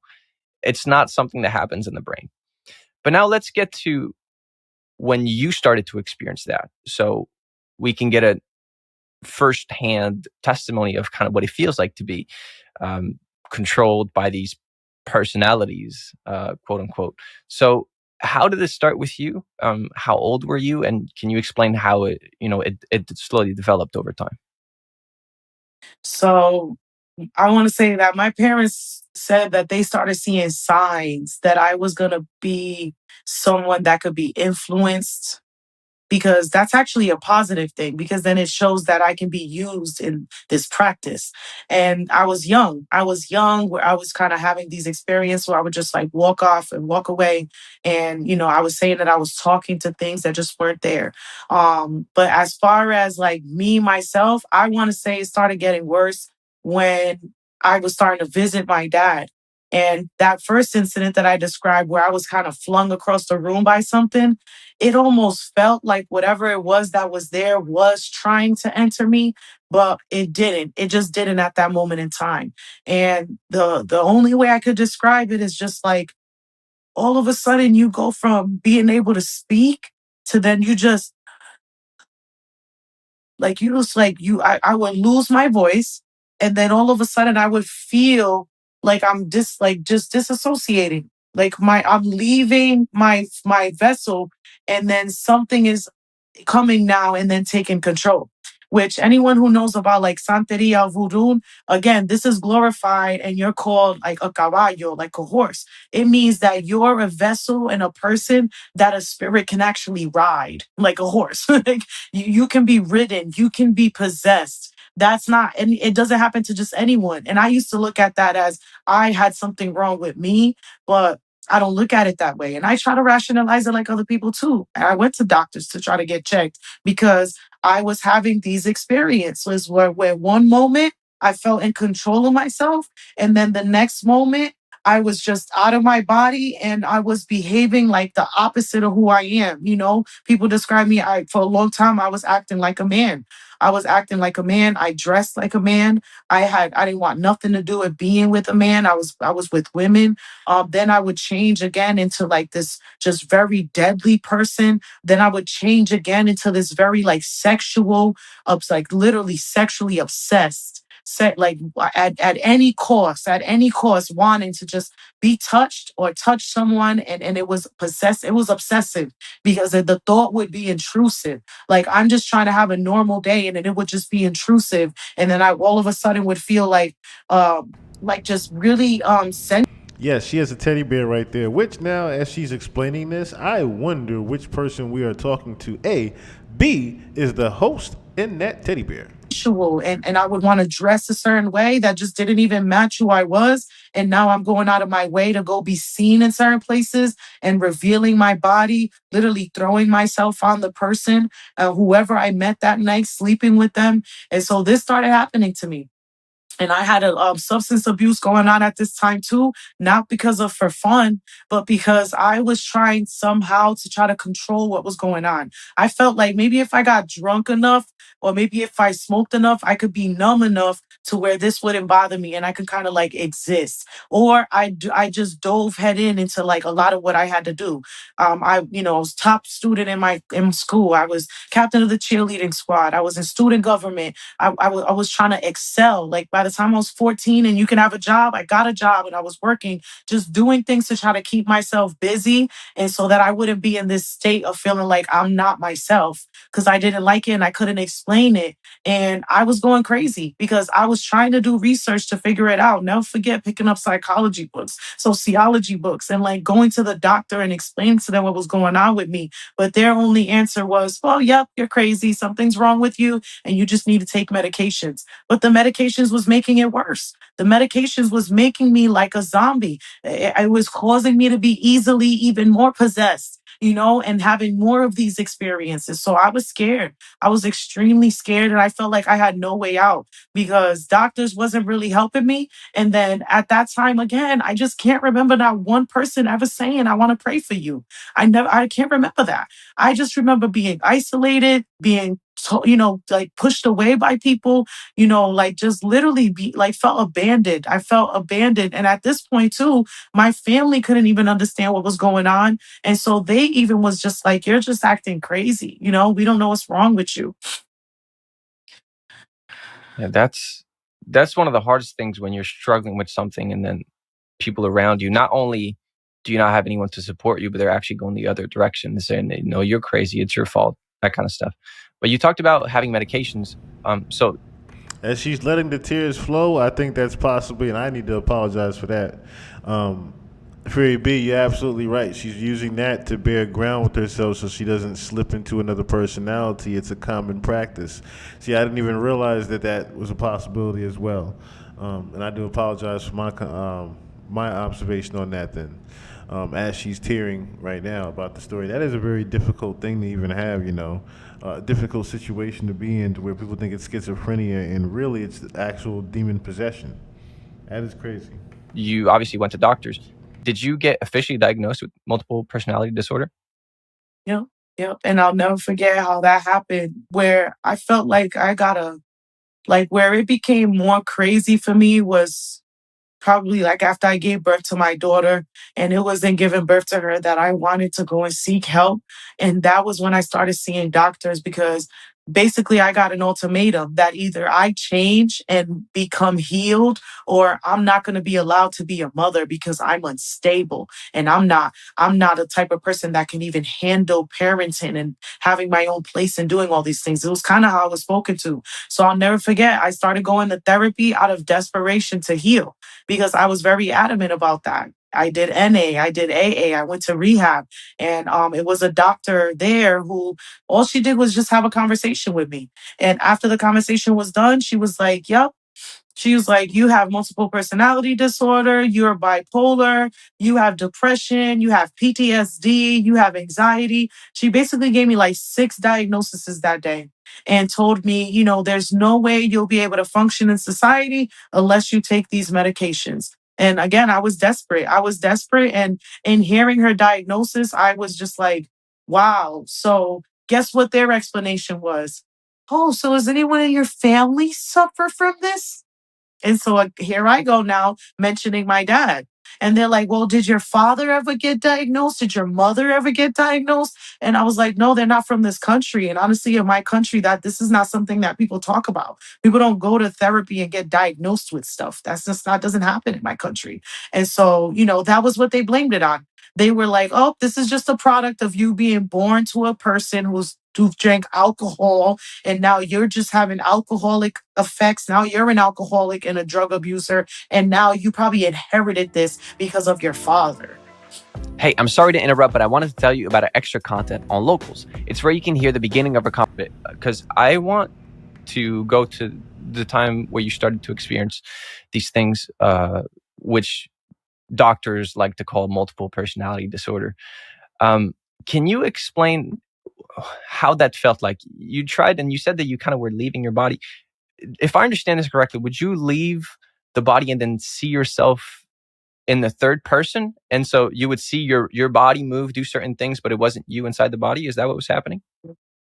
Yep, it's the best way I could describe it. And I've even had people that have told me that, like, I wasn't behaving like myself.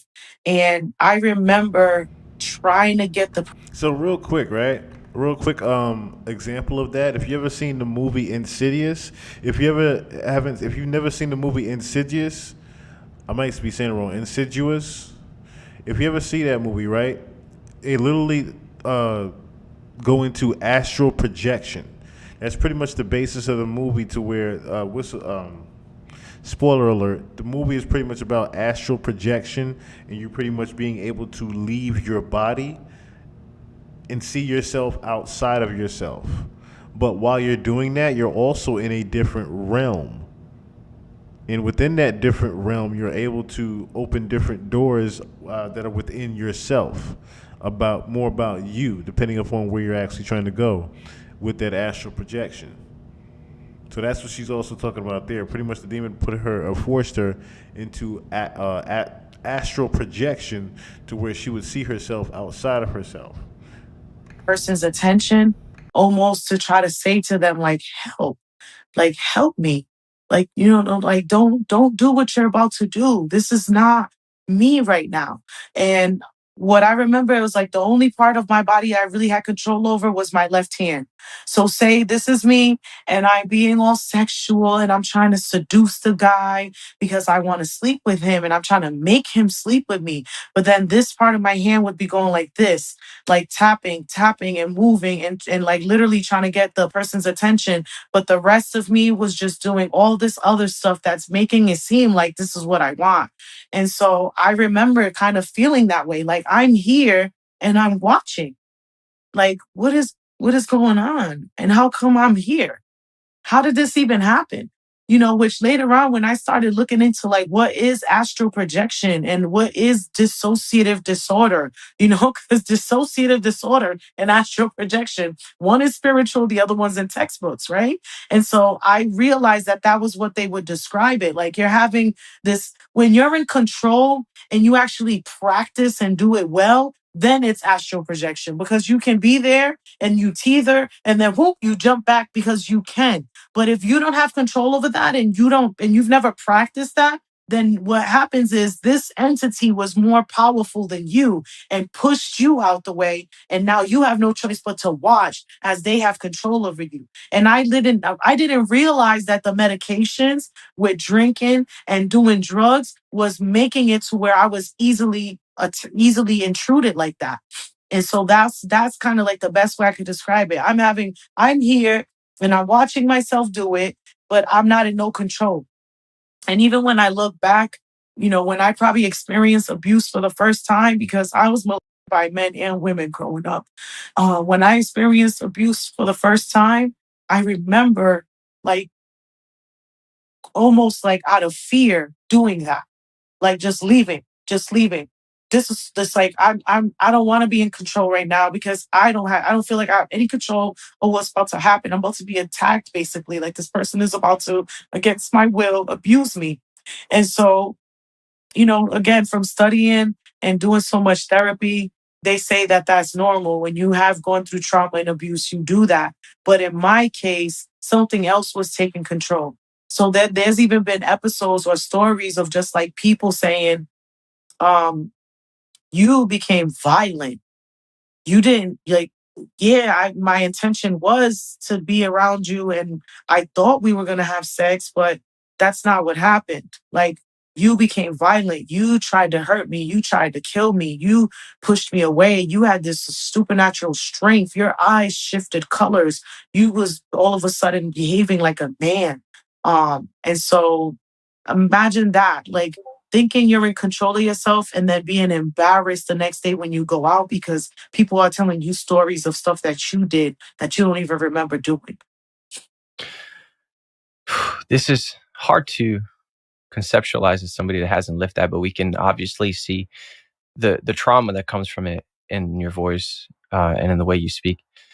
You mentioned that there were different personalities. From what I know, there were 3 different ones, and eventually they all like got their own nicknames so that you would be able to refer to like who was in control.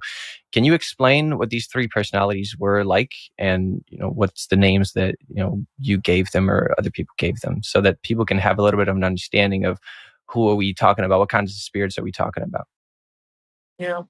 And so the reason why they have names is because I started realizing it, but then other people started giving me these nicknames, which, I learned about this later on, like how powerful a name can be, and to not allow people to put nicknames on you because just how it says the word is powerful, you could curse somebody. So the 3 was Li, Roxy, Lorenzo. And, even that, the Li, that was given to me. If the person sees this, they're going to confirm it. And that name was given to me because they saw that murderous side of me. That personality, Li, I was very vicious.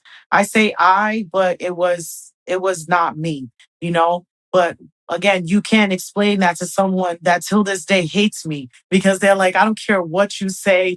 It was you. It was your face. It was you. But it wasn't me, But it was in this personality, very aggressive, very violent, murderous, just infatuated with guns, with knives, willing by any means necessary to get what I wanted to get, whether if it was by manipulation, by beating the person up, by hurting them, and I would try to be righteous about it. And I think that was like my true spirit still trying to shine through. But I would be like, well, the person was bullying this other person, so they're going to deserve it. Like I would try to justify what I'm doing and still find a way to do it. But that was that personality. And then, Lorenzo, that was the one where I was like this manipulative lover boy. I rejected being a woman.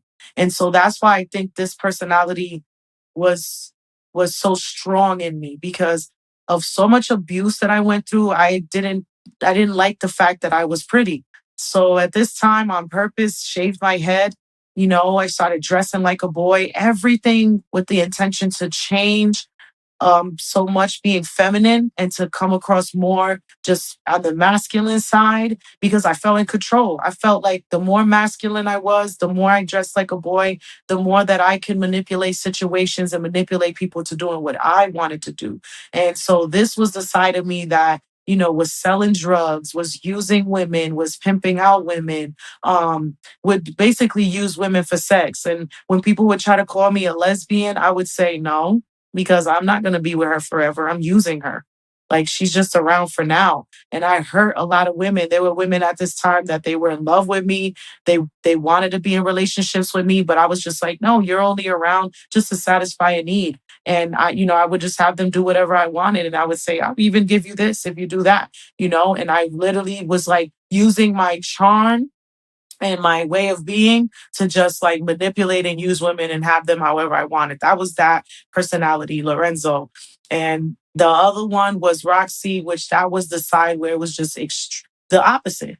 The opposite. Because if I just said that I rejected my beauty because of all the abuse I was going through, this was like the overly sexual, sensual, feminine side, where it was just like all of a sudden now I'm wearing skimpy clothes. I'm in bars. I'm doing drugs with people. I'm drinking a lot. I'm just any guy that the night that might have showed me attention. That's it. I'm going home with him. And my whole intention was to just like use my sex and my charm to just like manipulate him into doing whatever I wanted. Because at the end of the day, I still felt really like numb and dead inside. And that personality was like that. Like it was, again, it was very intrusive. It was to the point where I would be all of a sudden just fine. And then I would feel it. And then I would just get this urge to just put on certain things and then go out somewhere. And then I could just feel it. Like, and once I got that first drink, or once I did the whatever drug it was, that's it. Woof, woof, I'm gone. It's fully activated. And then it's already set its sight on whoever it wanted for that night, or to do whatever it is that they wanted for that night. And it started to become more clear to me that these were entities, because I was always with like this mischievous, almost agenda, where I could hear in my mind, like, see how stupid he is? He's just looking at your breasts. Watch, look, we're gonna get him, and we're gonna do this. And as soon as he let his guard down, then we're gonna do this. And that was like the evil thoughts that I was having in my head. So it wasn't just about the sex, like, oh, I just want to sleep with this person. It was targeted. It was like, nope, that one right there. Go get him. Get him, and then it was like, who is this that's saying go get him, and who's even identifying that out of all the guys in the bar, this is the guy I should approach? You see what I'm saying? Like, it was a whole nother agenda, deeper than just about me just being sexual and wanting to be touched. This entity like that. And that's what it fed off of. Again, so based off of even the stuff I started researching to try to make sense of all of this, how people have brought up like sirens and, like ones that the entities that use music, or entities that use sex to lure the person in. And then once they lure you in, the goal is to just like get whatever they can get from that person, So that's why I was like, I was not in control, and I was shifting between these three personalities. And whenever someone met these personalities, they would fall in love with that side of me. Then when I would be in control, they'd be like, who's this? Like, I'm cool with Roxy. You know what I'm saying? Where's Roxy? I was coming to see her so that she can come out with me tonight. Or I'm like, nah, where's Eli? Eli says she was supposed to come for this ride because we're about to go sell these drugs. And, we might have to like strap up and do some other stuff at the same time, So like, that's when I started noticing, like, wait a minute, people are starting to fall in love with these different sides of me that I do not even like and I can't relate to. So the more I started being myself, the more I started realizing I didn't really have people who loved me, the actual me. Yeah. I want to ask you a question about that. But before I'll try to give a little bit of clarification for the people listening, because I know it's a little bit confusing. So when you talk in the first person, and correct me if I'm wrong. So I think I understand, but if I'm wrong, please correct me. So when you talk about it in the first person, I was feeling these things. It's because on the outside, it looked like you. From somebody that was witnessing the whole thing, it would look like you, but you were outside of your body. But at the same time, you would still feel the sensations of being in the body and the thoughts. So this is why it's kind of hard to explain. And that's why I think you choose to use like I was doing this. There seems to be a certain level of agreement that you still kind of had to come into, or of maybe of non-resistance would be more accurate. But it wasn't you. even though you were feeling these things, which I hope this clears it up for a few people at least, because I was also confused the first time that I heard about this. But you mentioned that sometimes you were in control, and I want to ask, what kind of person were you when you were the one that was controlling the body? But yeah, I love how you just asked me that because it's true. And if I could just give some clarity as to like how I felt at such a low place.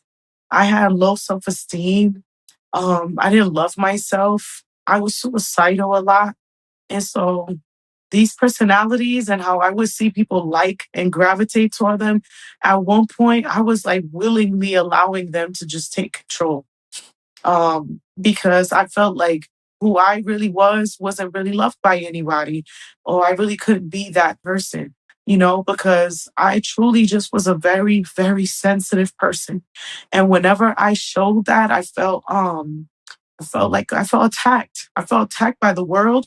And I felt like there was no place in the world for somebody like me with my heart, with my vulnerability, with my softness, with my sensitivity. I felt that whenever I let that side out, that was the side that got abused. That was the side that got preyed on. And so I was just like, you know what? Maybe it's for my own good and for my own protection that I just don't show the world that side. Because I would even feel out of place within my own family. Like they would pick on me for being so sensitive and for being a crybaby and for being the type of person that liked to just be out in nature and talking to trees and like teddy bears and just like being like this little girl at heart. So that's why I would let the darkness come, because the darkness made me feel powerful. The darkness made me feel protected, made me feel like I had this upper hand, that if at any point anyone tried to take advantage of me or they did something to me, like, haha, little do I have demons that I can let out and I can hurt you just like how you hurt me. And I think that that's the danger. And I think that that's why they pick people who are in that low place. And I was in that low place. I was in that low place throughout my teen years and as a young adult. Again, I could relate to stories of people that said they could hear voices, because I would one point just go from being this happy-go-lucky person. Like I said, I was captain of the cheerleading squad. I loved being at school. I did theater. I sing, I dance, I write poetry. Like that's me.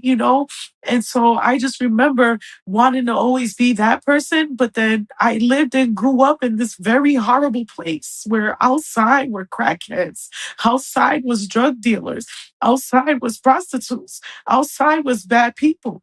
And so I would have to almost kind of hide. And I didn't know that in me hiding that it gave room for that. And me being suicidal was just because I felt like I couldn't be myself here. Like I couldn't be myself here on earth. So I was like, maybe death is freedom, And that's why I could relate to people who have had suicidal thoughts and who have like heard voices, because it would be very intrusive, those voices that I would hear, just kind of telling me like, yeah, you're right. You might as well just go. There really isn't nothing here. Telling me lies in my head. It's true. Your family doesn't love you. Nobody cares about you. Like I would hear these things so loud in my head that it would be overwhelming. And again, that's what would lead me to just be like, you know what? I did all my homework. I cleaned my room. I'm done with work. I would do everything perfect on the outside, but then I would just run to drinking and doing drugs just to quiet that down. I was trying not to cry, but it's more of just like, I'm so happy I'm out of that place. That's where these tears come from. Not because I'm reliving the pain, but I'm just so happy to be out of that place. And it hurts my heart to think that there might be others still in that place. Yeah. Well, it hurts my heart to see you, talk about this in such a vulnerable way. And I thank you for doing that, by the way. And there's many times where you had kind of breaking points. But one of them you mentioned earlier a little bit, when you had your first child, and there was a situation where, because of the drug abuse and the smoking, then they were going to take the child away even before I think she was born.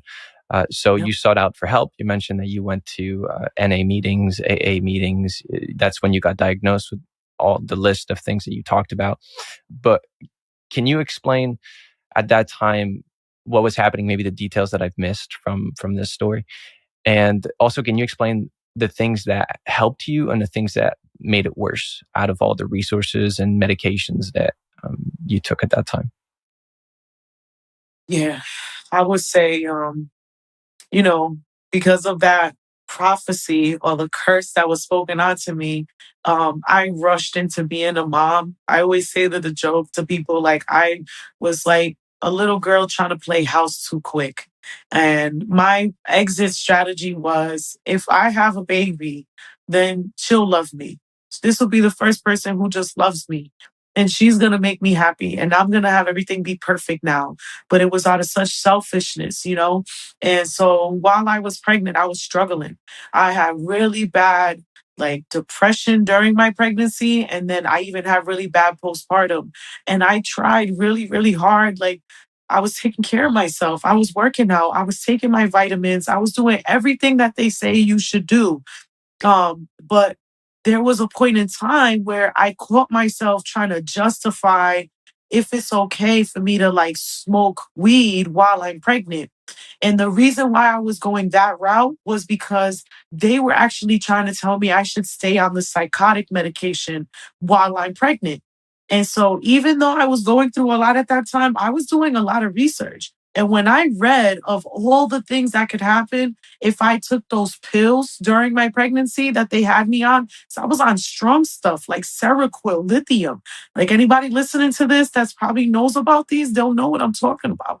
These medications are so strong that like once a week you have to go and get checked to see if your liver is still functioning fine. And every time you pee, your pee comes out a certain color. Like, and so imagine what it could do to a fetus. You get what I'm saying? So I was sitting here like looking online and comparing, like I'm having such bad anxiety and I was joining support groups and everything. Like there was so many groups in my community that I joined to try to help me. I was even trying to stay around other moms just so I could be in like a positive atmosphere so that I wouldn't have the urge to like do drugs or drink.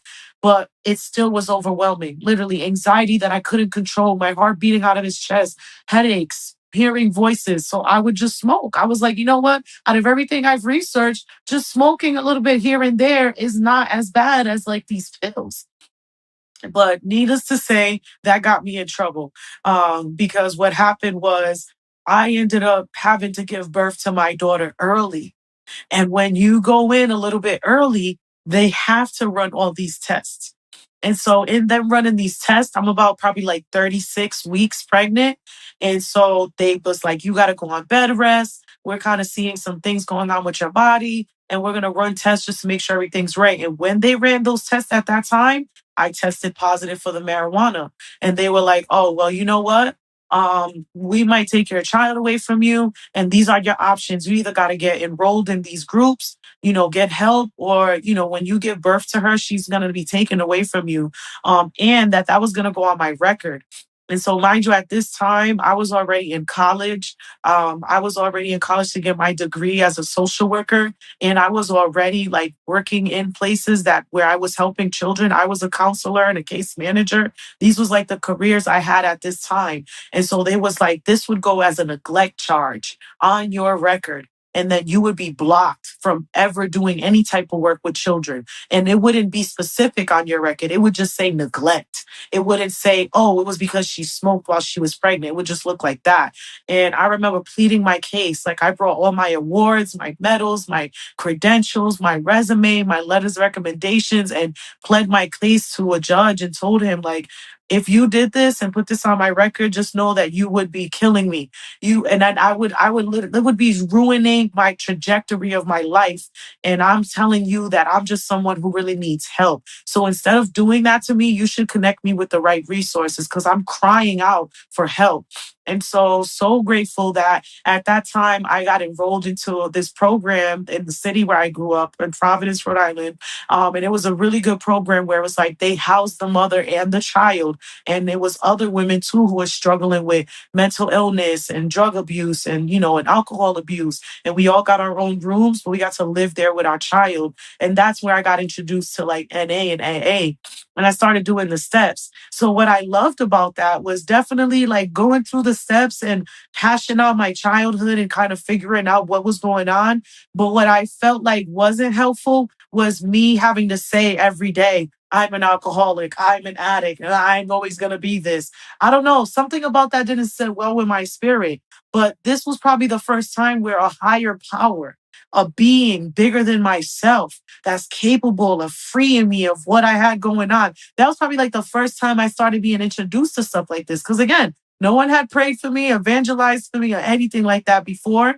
But this idea of being powerless because there's a higher being, because in NA and AA, they mention it that way. They kind of still try to stray away from religion, so to say. But those were the things I found helpful. Doing the steps really helped me. Going to rehab, getting into a program where I was only with other women, being able to kind of go through some of my pain and talking to therapists, like that was helpful, And so I appreciate that it was like the introduction to God. Because then from there, I kind of started going to, it's called Celebrate Recovery. For anyone who knows about it, they just know. But it's like a specific Bible that was set up for people who have dealt with addiction. And then it has like study pages and stuff. So I started going to these Bible studies and I love them. I love them because it was the first time I was hearing like, hold on.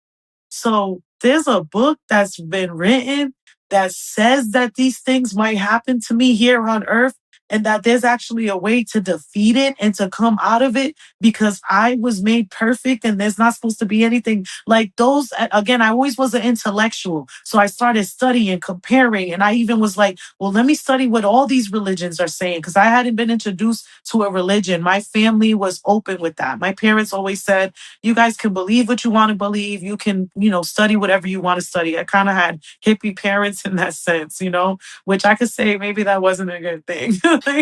But yeah, that was what I would say was helpful. Like the learning about a higher being in NA and AA. But I didn't like the fact that they wanted me to keep repeating every day, I'm an addict, I'm an addict, I'm an addict. Later on, when I learned more about your word and it's being powerful and spiritual, like digging deeper into the word, I realized why that didn't sit well with me. Right.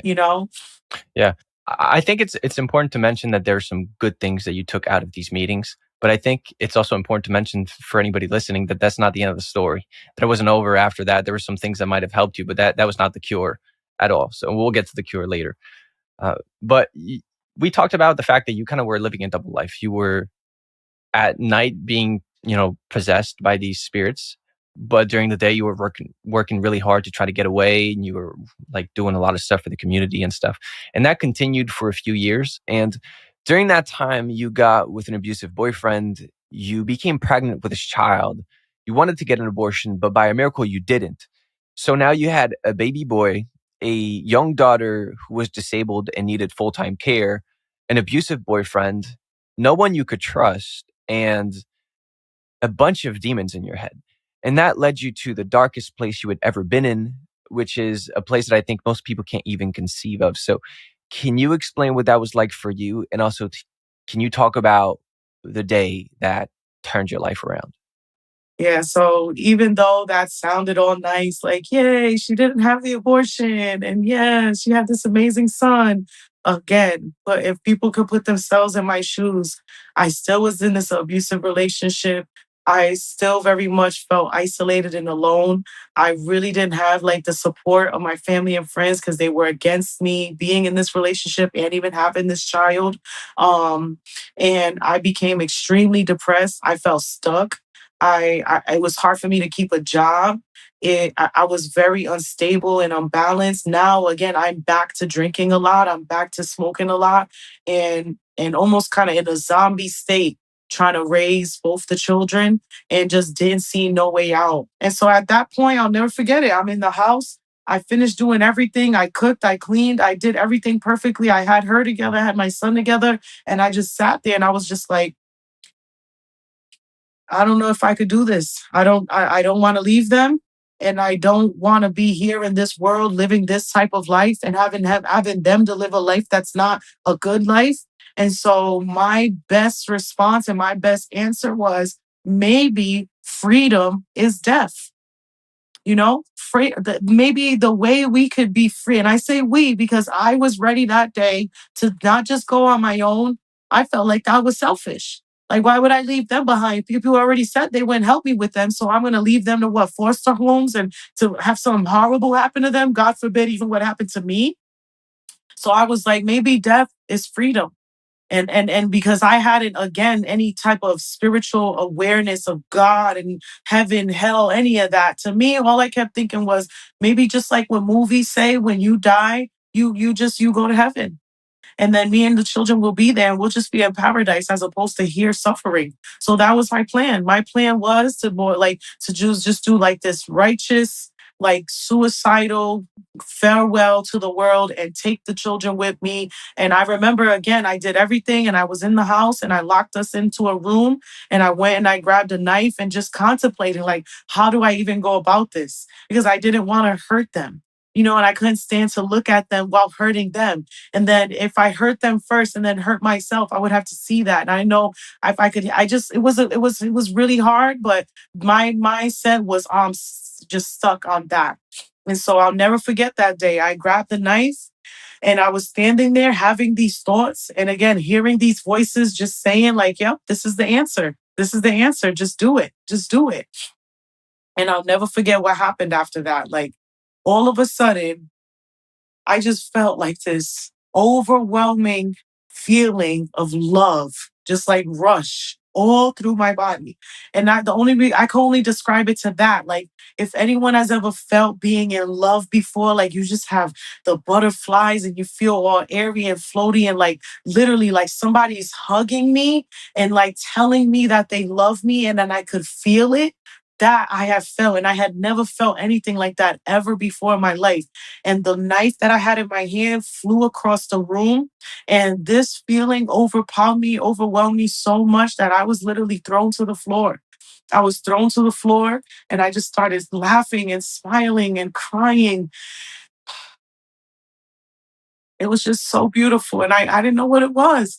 But as I closed my eyes, I just started having like these flashes before my eyes of me seeing myself in the future, and I looked different, and I looked healthier, and I was thinner, and I was walking across stages, and I was just seeing all these accomplishments and all these beautiful things just like flashing like a movie almost before my eyes. And right there and then, clearly, for the first time ever, I could hear another voice that was just like, that's not what you're going to do. And you are my daughter, and you are loved, and you are perfect, and there's nothing wrong with you.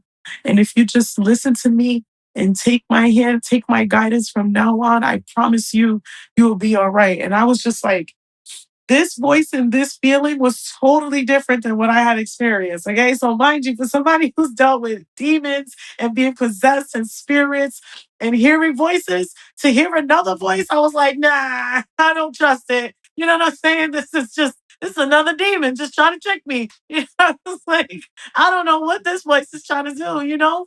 And so, but I could not deny that it felt different.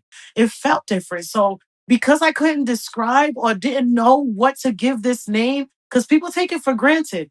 If you grew up in church, if you already grew up knowing God and what the Holy Spirit is, then of course you probably heard that and say, oh my God, it's God. I know you. I identify you. But for me, I didn't have that. I didn't have that. All I knew was darkness and demons and spirits. So I was just like, wait, no, I don't trust you. I don't know who you are. All of this you showed me could be a lie. What do you want in return? I already know how this works. What do you want in return? And if you really are who you say you are, you're going to have to prove yourself to me. So I was literally mocking what now I know to believe is God. I was mocking him and I was like, you're going to have to show yourself and you're going to have to really prove to me that you are God or whatever good thing you are trying to say you are. And so I'll never forget that day because that day was a turning point in my life. Like literally it was. And what changed after this encounter with God? I couldn't undo what I had saw. And so it was like watching a movie and I was the main character, but like the ending was beautiful. You know what I'm saying? So it made me want to live out and see the ending, but I had no idea of like the steps to get there. And just, thank you, Gabriel, because that's the first time that I've ever explained it that way. Because I'm a visual person, but like that's the best way that I can explain it. It got me excited. It got me excited to want to live. Like now I wasn't looking at death as the answer. Now I was like, hold on, this is other version of the movie that I can live and play out, but I was still confused and I still was scared.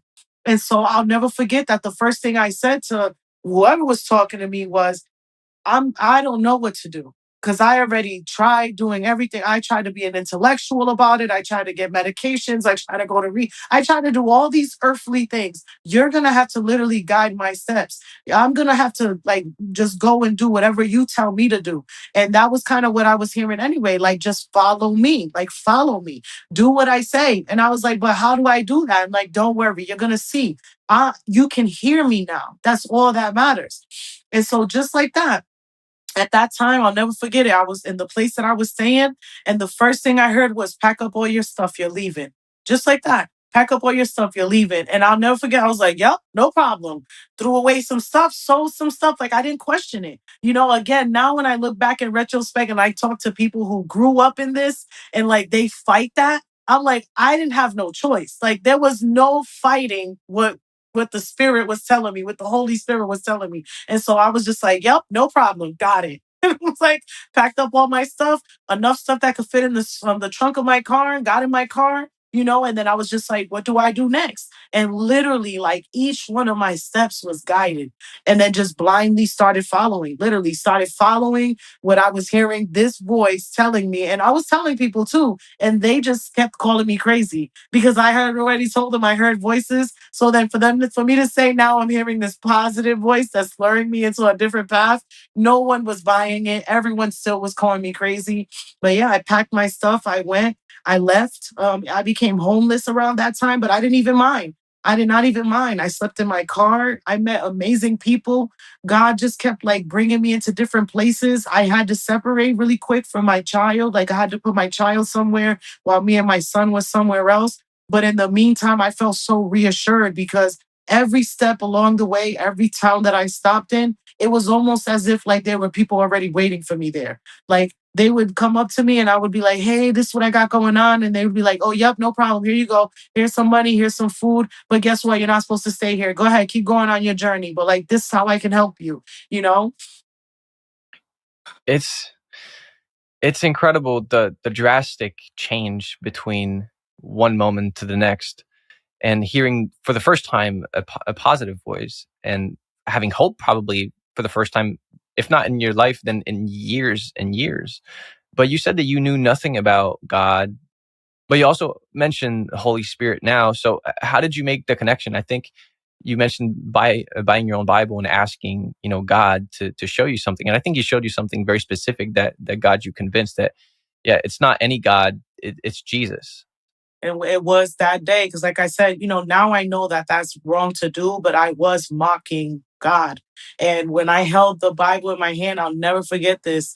And I just was basically like, if you are who you say you are, well, then show yourself. And as I held it in my hand, I started kind of running my fingers through the pages. And literally, I could just hear stop. And when I stopped and opened up right there, I'll never forget the chapter.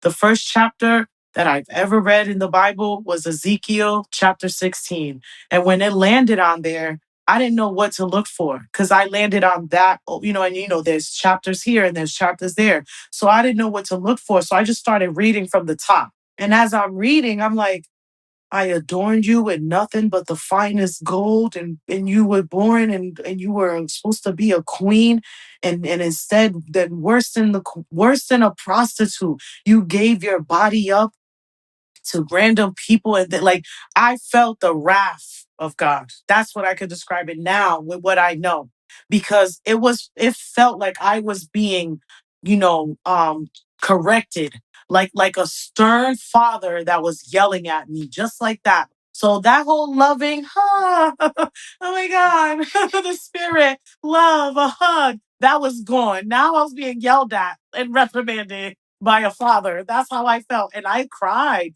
I cried because the words was hurtful, but they was true. I'll never forget. Like, I'm kind of paraphrasing it, but it literally says, you were worse than whores because at least whores got paid for what they did. You just freely gave your body up. And all the jewelry and every gold and everything that I adorned you with, you sold it. You gave it up for this and that. Like, literally, I felt it. I felt it. And it made me instantly go into just like, I'm sorry. Like it was so loving at the same time. It wasn't like when you're yelled at by your earth parents, where you're just like, oh, you're being mean to me, mom and dad. I'm just gonna leave. Like, you know what I'm saying? Like, it wasn't like that. It was like, wow, like I accept that and I accept responsibility for my part, but please forgive me and show me what's the right way. And it wasn't until I kept on like digging deeper and I had to really completely stop doing everything that was associated with any type of darkness. I had to like throw certain things out that I had that I was still holding on to. And the more I did that, the louder I could hear his voice over all the other voices. And then at one point, I just couldn't hear them anymore. They almost became foolish. And then when I started reading in the word, like, hold on, when we're born, we're not born with any of these things. That was what freed me. Because at one point, I was willing to accept I'm bipolar. I have multiple personality disorder. I'm never going to be able to be a mother and function in society without medications. I was about to accept that. But it was because of what I read in the word that I was like, no, I don't have to accept that because God did not make me to be codependent on another human to make sure that they make a pill and that I have always the money and the finances to buy that pill so that I can continue to take the pill so I can be normal. I broke it down like that in my mind and God debunked it, period. Like just like that. And I was just like, nope, sickness, like the things that people say lightly, I literally started saying it, but with power in my voice. Sickness and disease and worry and anxiety cannot live in the child of God. Like I just kept saying it. And I kept saying, no, I'm not those things. I'm not those things. And I kept repeating it and saying it and letting myself be led. And that was when I finally started feeling like how the word says it, like I'm a new creation. I'm a new creation in Christ. I'm no longer that person. I'm no longer have any of those things going on. And that's how it like my life completely changed after that. So where again, like where I'm at now, a lot of people that know me from the past, they just can't believe it. And I had to let go of a lot of people too because they were waiting for one of my other identities to come back and to greet them. Well, that's who they fell in love with. So that's who they wanted to be cool with. Man. I want to ask something specific because you had doctors telling you that this was never going to go away. And you had tried everything. You said you went to NA, AA, took the pills. You tried everything. And you did get some relief for some time, but it came back. You relapsed. Now, after this deep encounter with God, what happened with those personalities? Like, are they still part of you now, or are they completely gone? So even though I had received God, because I feel it was because I hadn't formally did it. And so before then, they were the personalities was there, they just was dormant. And almost like a joke. Like, let's see how long this lasts. It's gonna be only a matter of time where we have Elizabeth right where we want her. Literally, like I'm fighting them at this point because I'm like, nah, I don't want to be that person. That you didn't get me anywhere. Li didn't get me anywhere. Renzo don't get me anywhere. Roxy, you don't get me anywhere. I don't want nothing to do with you guys. But they were there still. And so I feel like it was after again that I formally like declared, like because now they didn't have no room within me. They didn't have any power anymore within me. And once I accepted Jesus as my Lord and Savior and literally professed and, was baptized, I probably got baptized like twice because just to confirm, you know what I'm saying? And the more and more I started studying the word and really internalizing within me what it means, deeper than a church, deeper than someone else bringing me, internalizing the word and believing it with every ounce and fiber of my body, that was when I felt completely healed.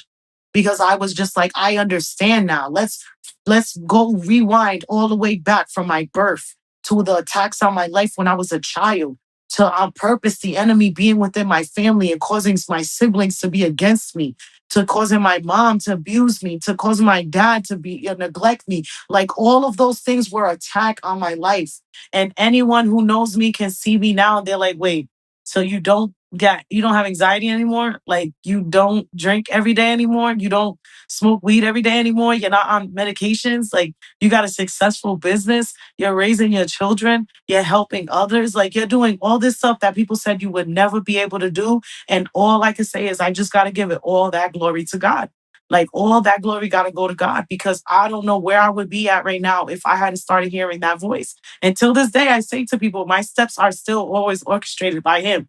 Like if he doesn't say do this, go here, do that, I don't do it because I'm scared to do anything that got to do with my will because I don't know no better. I don't want to go back to where I was at. And I'm so grateful for my testimony because darkness doesn't stand a chance with me because I seen the consequences of it. And I don't want to ever go back to not being able to hear the Holy Spirit. I know now that that's what it is because of all the amazing things that's happened in my life. Like I said, times where I've been on the street and sleeping in my car with my son, and then all of a sudden being woken up and said, move the car right now. And then when I would move and find out the next day on that same block, like a shooting happened, like I have been saved so many times by it that now I do not question it anymore. And I know that it's of God and that it's not some dark entity trying to lure me back into that. And to be free, to no longer feel anxiety, to no longer feel that fear, to no longer feel like I had to use drugs and drink every day to calm that down. I knew it wasn't of me. That's how I know that it's a lie. Because if it was of me, where did it go now? And if supposedly I needed the medications every day, so what happened?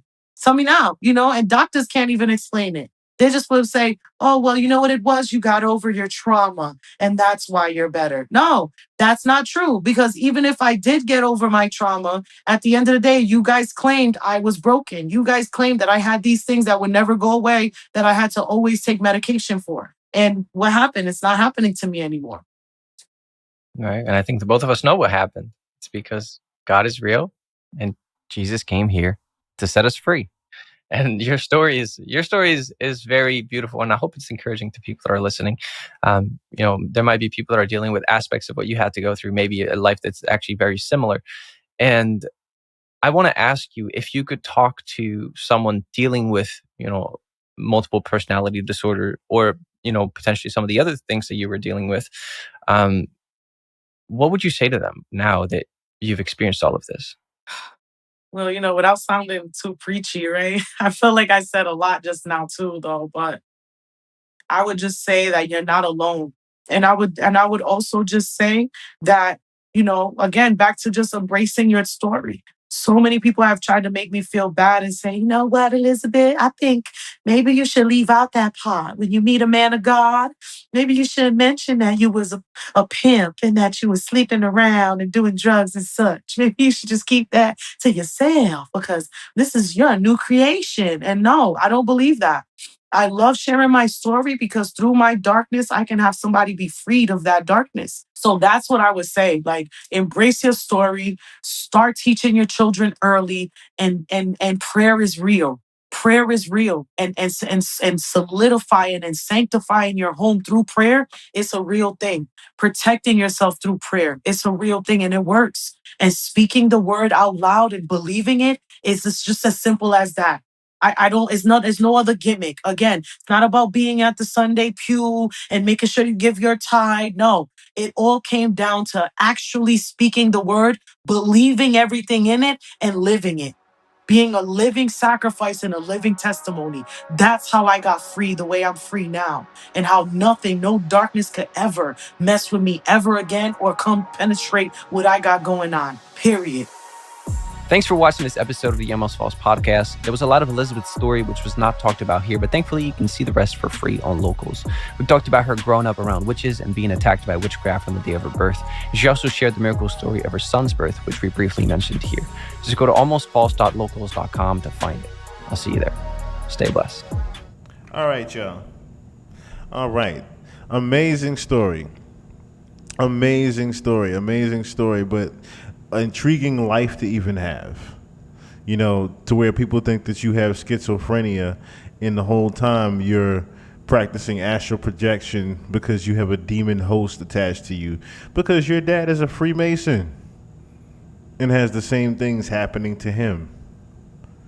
So just to let people know, you know, now, I mean, people already know, of course, that demonic possession is a very real thing, but this is more so to educate people on the fact that, you know, when you get into the secret society of the Freemasonry, yes, of course, like I said before earlier, not all Freemasons are privy to the New World Order, but this don't mean that there are some weird things going on within the lodge itself. Okay? Satan is busy, but God is real. Yes, very true. Very true, very true. Absolutely. It's you know, I love doing what I do. I'll just say that. I love doing what I do here. Just spreading people, just being able to do that as well. Because once Abra gets better, I would love for her to come on the show and tell her story as well, because she has an intriguing story that she shared before about her sister. So I would love for her to come on the show and spread the knowledge as well when she does get better. Shout out to Abra if she's still listening. But yeah, man, tonight was fun as well, as always. If y'all don't see me tomorrow night, which y'all probably won't, but Monday, definitely Monday night or Tuesday night, I will be back. I will definitely be back. Apologies earlier for technical difficulties. I tried to make up for lost time for tonight. So yeah.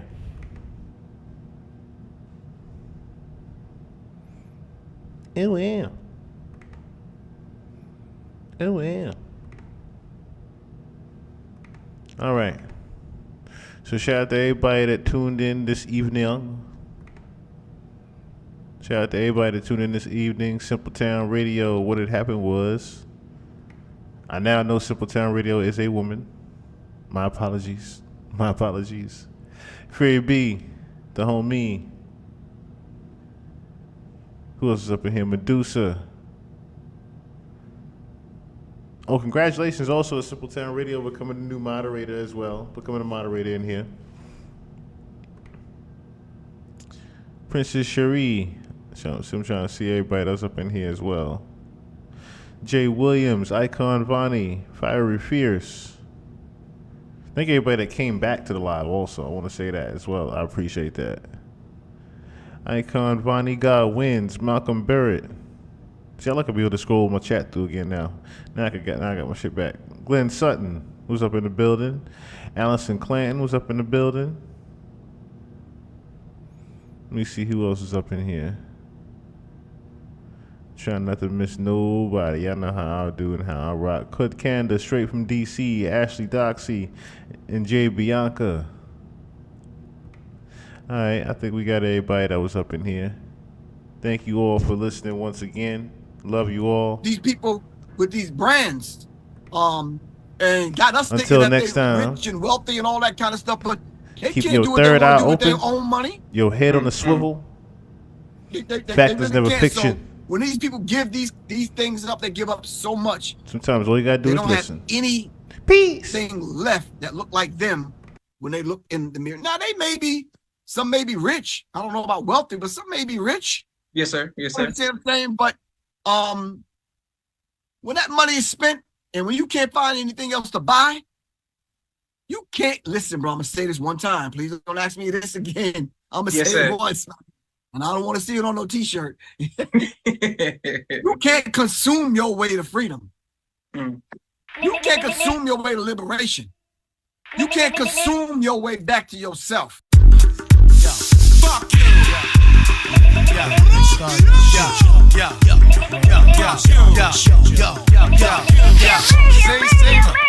the key to my beam? Jack move, that's how we act when we team up. Yo.